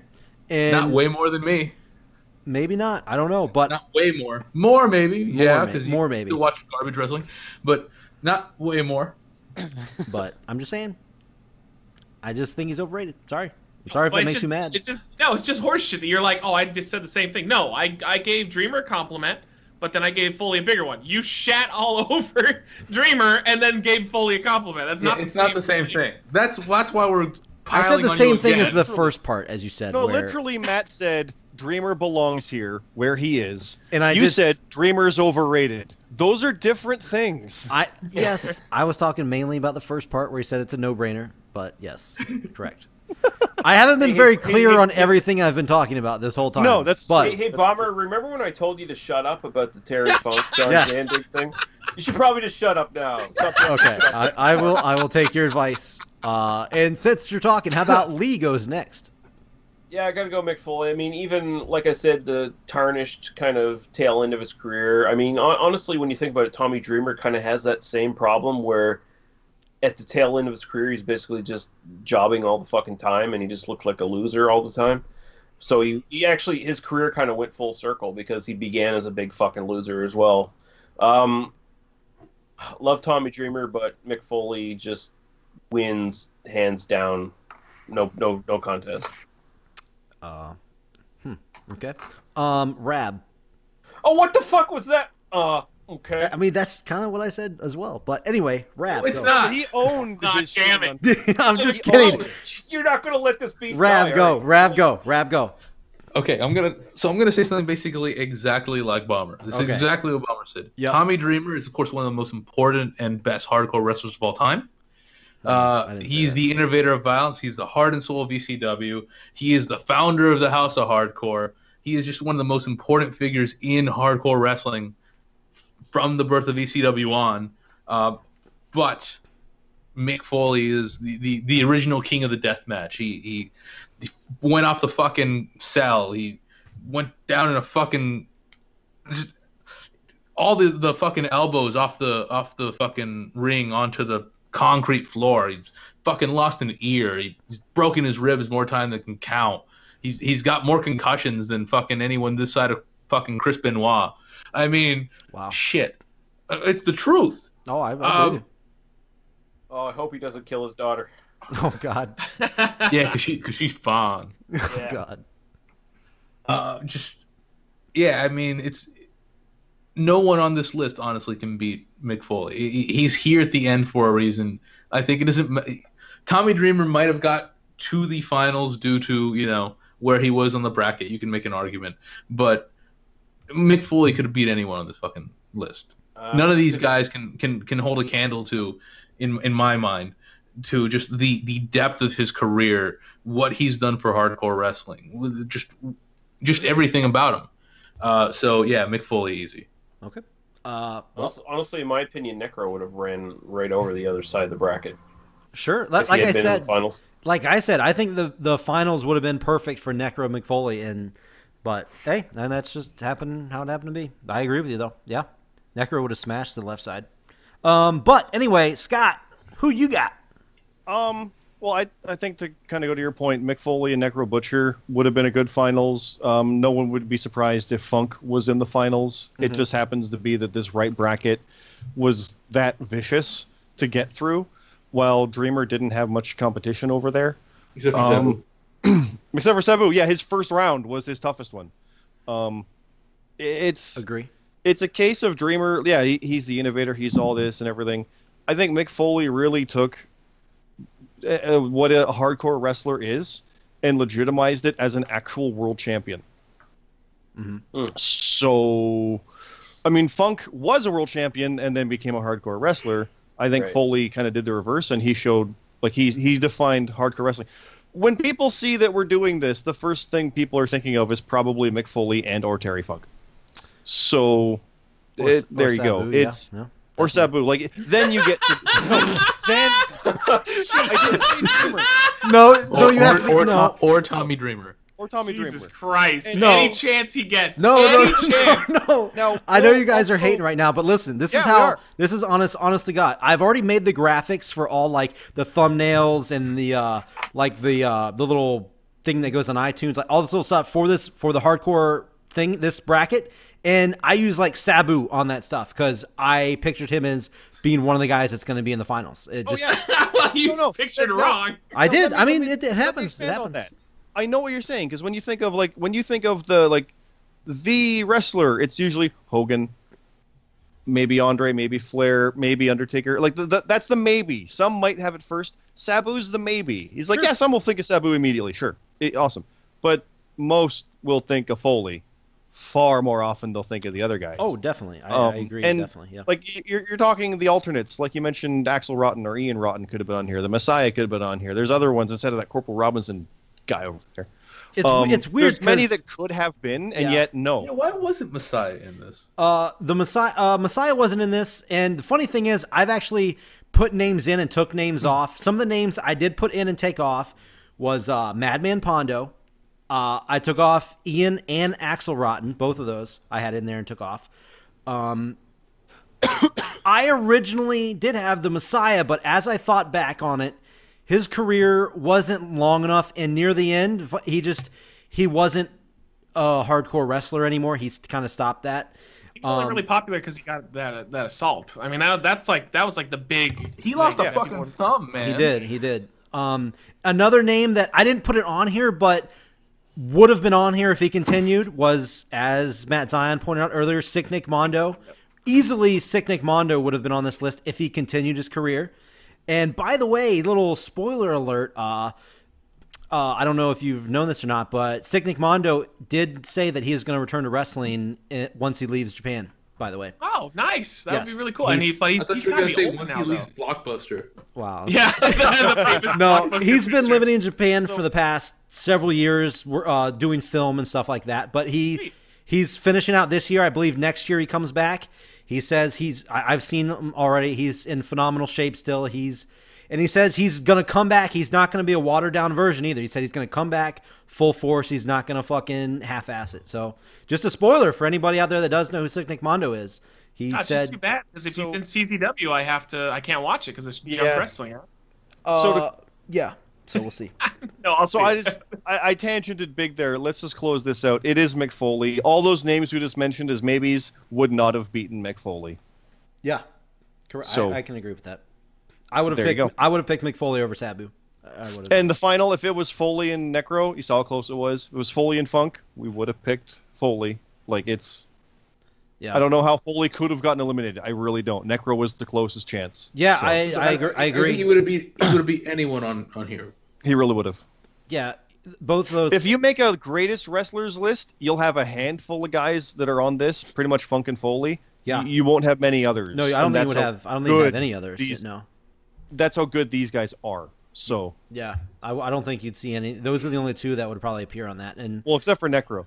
Though I did want to troll. I want to say my vote goes to Norman Smiley. no. But guys, there you have it. Mick Foley wins in the finals over Tommy Dreamer. It's a sweep. Mick Foley gets the sweep there. The only time Mick Foley didn't get the sweep was against Necro Butcher. That's the only time. Necro. Yeah, that's the only time he didn't get the sweep, which is interesting. Which rightfully so. I mean, goddamn, it's Mick Foley. So, but it's fun to see how everything shaped up and panned out. That's always fun. That's the thing. Even if you know who's going to win. Love these brackets. Yeah, even if you know, like, oh, that guy's going to win, it's fun to see who goes where and who beats who and the upsets, because there's always fucking upsets. Yeah. Like the Road Warriors. Like the fucking Road Warriors. Yes. Yeah. But, guys, I hope you enjoyed. Who knows what our next bracket will be. I hope you guys stay tuned and find out. And people should give suggestions. Yeah, if you want to give suggestions, hit us up at Twitter, at Jobber Radio. Just let us know what you think, and in the comments below. Put it down here. Down here in the YouTube comments. We're pointing down like, now.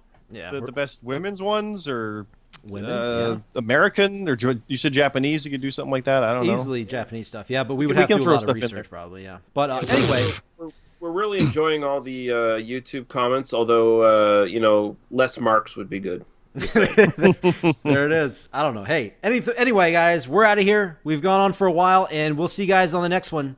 We'll see you. Tommy Dreamer. God damn it.